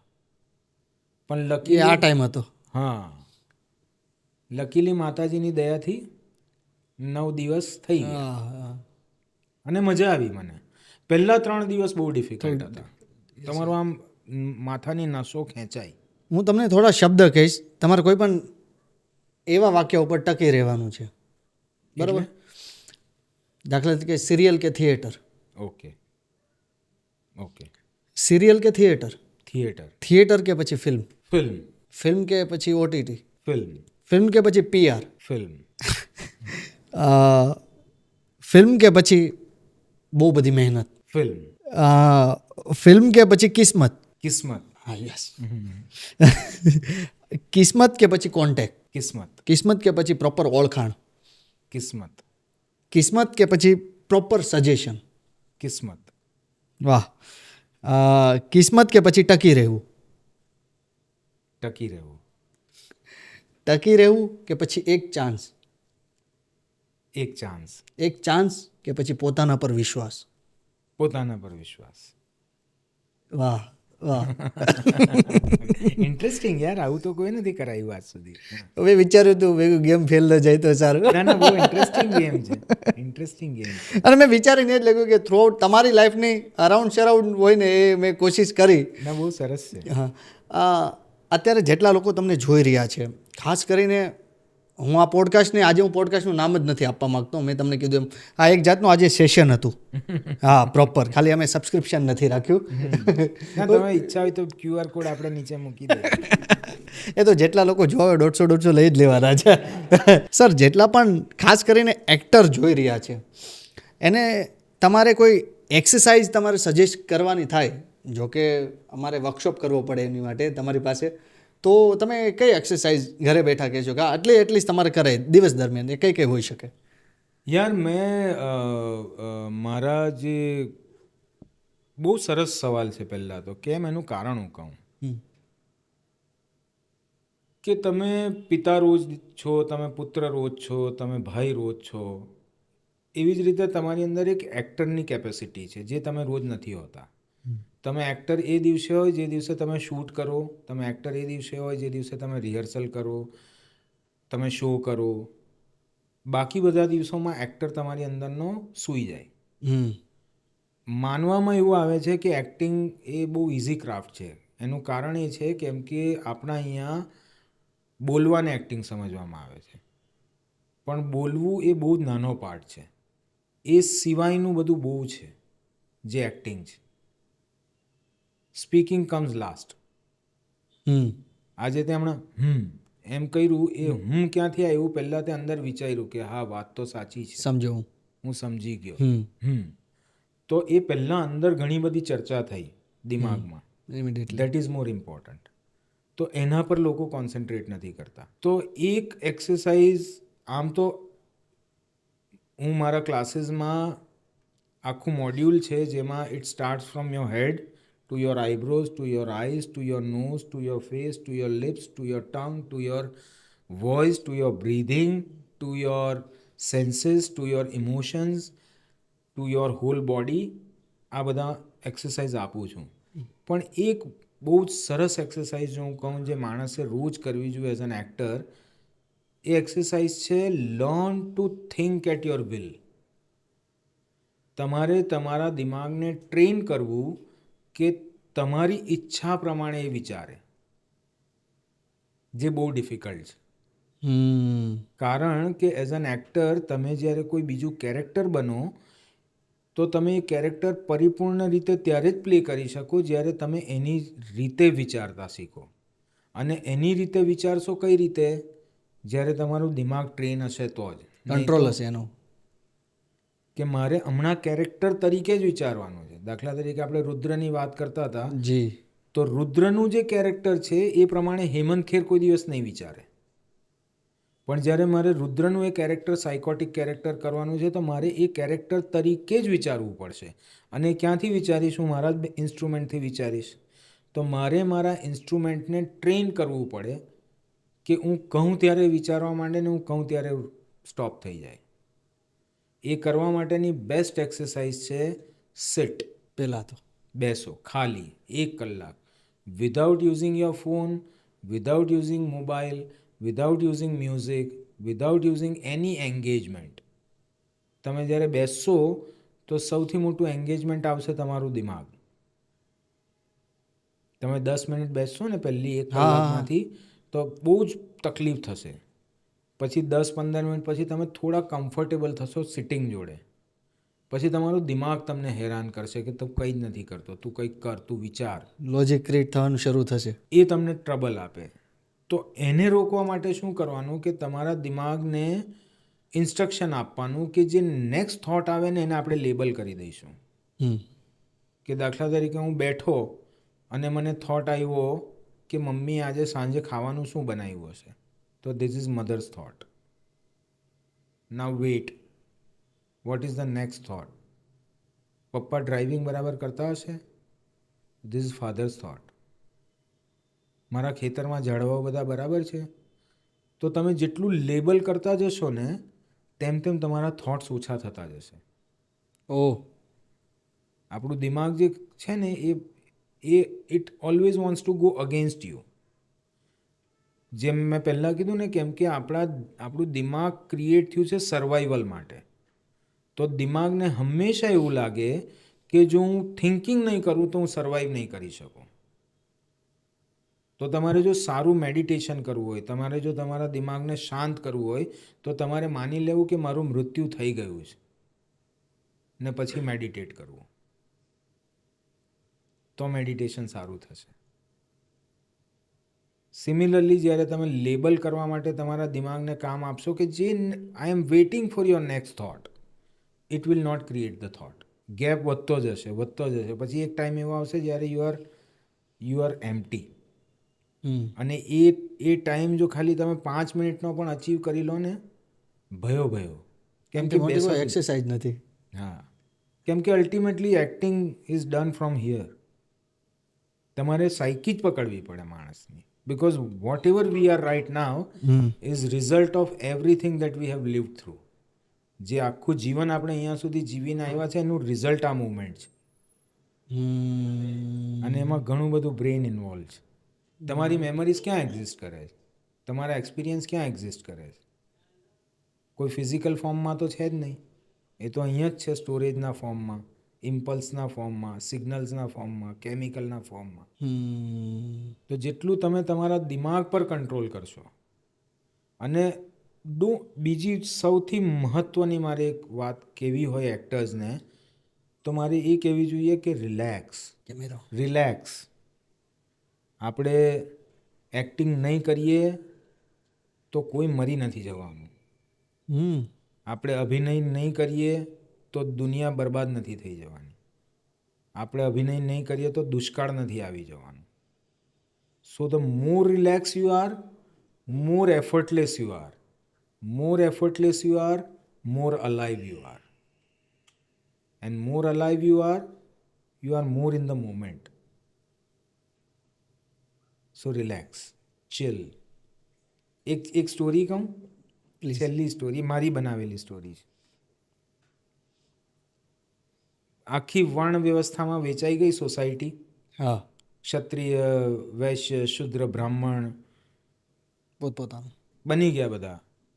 ત્યાર પછી અમુક લોકો બચ્યા જે ગામના ચોરા પર બેસીને ચર્ચાઓ કરે, બીડીઓ ફૂકે, વાતો કરે, કોઈને હેરાન નહીં કરે, પણ બકવાસ કર્યા કરે, ન્યુસન્સ. તો રાજાને ચિંતા થઈ કે યાર કોઈને ક્ષત્રિય બનાવી દીધો, કોઈને વૈશ્ય બનાવી દીધો, કોઈને બ્રાહ્મણ, કોઈને શુદ્ર, બધા પોતપોતાનું કામ કર્યા, નિઠલ્લાઓ કંઈ કરતા જ નથી. તો એ ભરત મુનિ પાસે ગયા ને ભરત મુનિને કીધું કે કંઈક આમનું સોલ્યુશન શોધો. તો ભરત મુનિ બ્રહ્મા પાસે ગયા. તો બ્રહ્માએ કીધું 4 વેદમાંથી મટીરિયલ લઈને 5મો વેદ બનાવો, તેને તમે નાટ્ય વેદ નામ આપો અને આ લોકોને પકડાવી દો. એટલે એ લોકો બિઝી થઈ જાય. તો જે વગર કામના લોકો હતા એમને બિઝી કરવા માટે ગ્રંથ બનાવવામાં આવ્યો. તો આપણે બધા વગર કામના છે. That is I am saying relax. તમારું કામ કંઈ કામનું કામ નથી. રાઈટ? તમે ખેડૂતની જેમ નથી ફસલ ઉગાવતા. તમે સોલ્જરની જેમ જઈને તમે દેશની રક્ષા નથી કરતા. રાઈટ? આ જે પેલું આમ નગાડા વગાડીને કહેવામાં આવે છે, ઇન્હોને તો હમકો એન્ટરટેન કિયા. અરે એન્ટરટેન તો બરફનો ગોલો પણ કરે છે. તમે એને કેમ એવોર્ડ નથી આપતા? એન્ટરટેન તો તમારા ગલીમાંથી પેલો વાંસળી વગાડતો જતો એ પણ કરે છે તમને. ये कैसे स्पेशल हो गया? કેમ કે આપણને આપણાથી કોઈ મહાનને લુકઅપ ટુ કરવાની ટેવ છે એટલે. But relax. તમે જેટલા રિલેક્સ, મારું એવું માનવું છે relaxation is the most important thing for N actor. અને એનું મેં લોજિકલ રીઝન એ આપ્યું કે વગર કામના લોકો હતા એમના માટે નાટ્યશાસ્ત્ર રચાયું છે. કોઈને ખોટું લાગે તો માફી માંગુ છું. This is just four humour. બીજી ખાસ વસ્તુ એ હતી કે તમે આજના માટે, મારી માટે બહુ સારી વાત એ કહેવાય કે તમે આવ્યા, બહુ શોર્ટ નોટિસમાં તમે આવી ગયા. પહેલાં તો એવું કહેવાય કે હું પણ, મને એવું હતું કે તમને લાવવા હતા, પણ મેં હમણાં એમ જ ખાલી રેન્ડમ મેસેજ મેં ડ્રોપ કર્યો કે ચાલો હું મૂકું, કે તમે સુરત બાજુ આવતા હોય તો તમે પ્લીઝ પોડકાસ્ટ ઉપર આવશું ને તમે કીધું કે 2 તારીખે જ આવું છું. કરેક્ટ. તો મેં ટીમની વાત કરીને ટીમ ફૂલ એન્જોય હતી કે ભાઈ હા ચાલો મજા આવશે, ઘણી બધી વાતો થશે. એટલે પહેલાં તો મારે આખી ટીમ બહુ બધા સવાલ છે પણ હવે સમયના અભાવે જ મારે અહીંયા થોડુંક બ્રેક લેવો પડશે. અને હું પણ બહુ મોટો બકલોલ છું, ચાલુ જ રહી. પણ રિયલીમાં આજે જેટલું પણ જાણવા મળ્યું ને બહુ મજા આવી.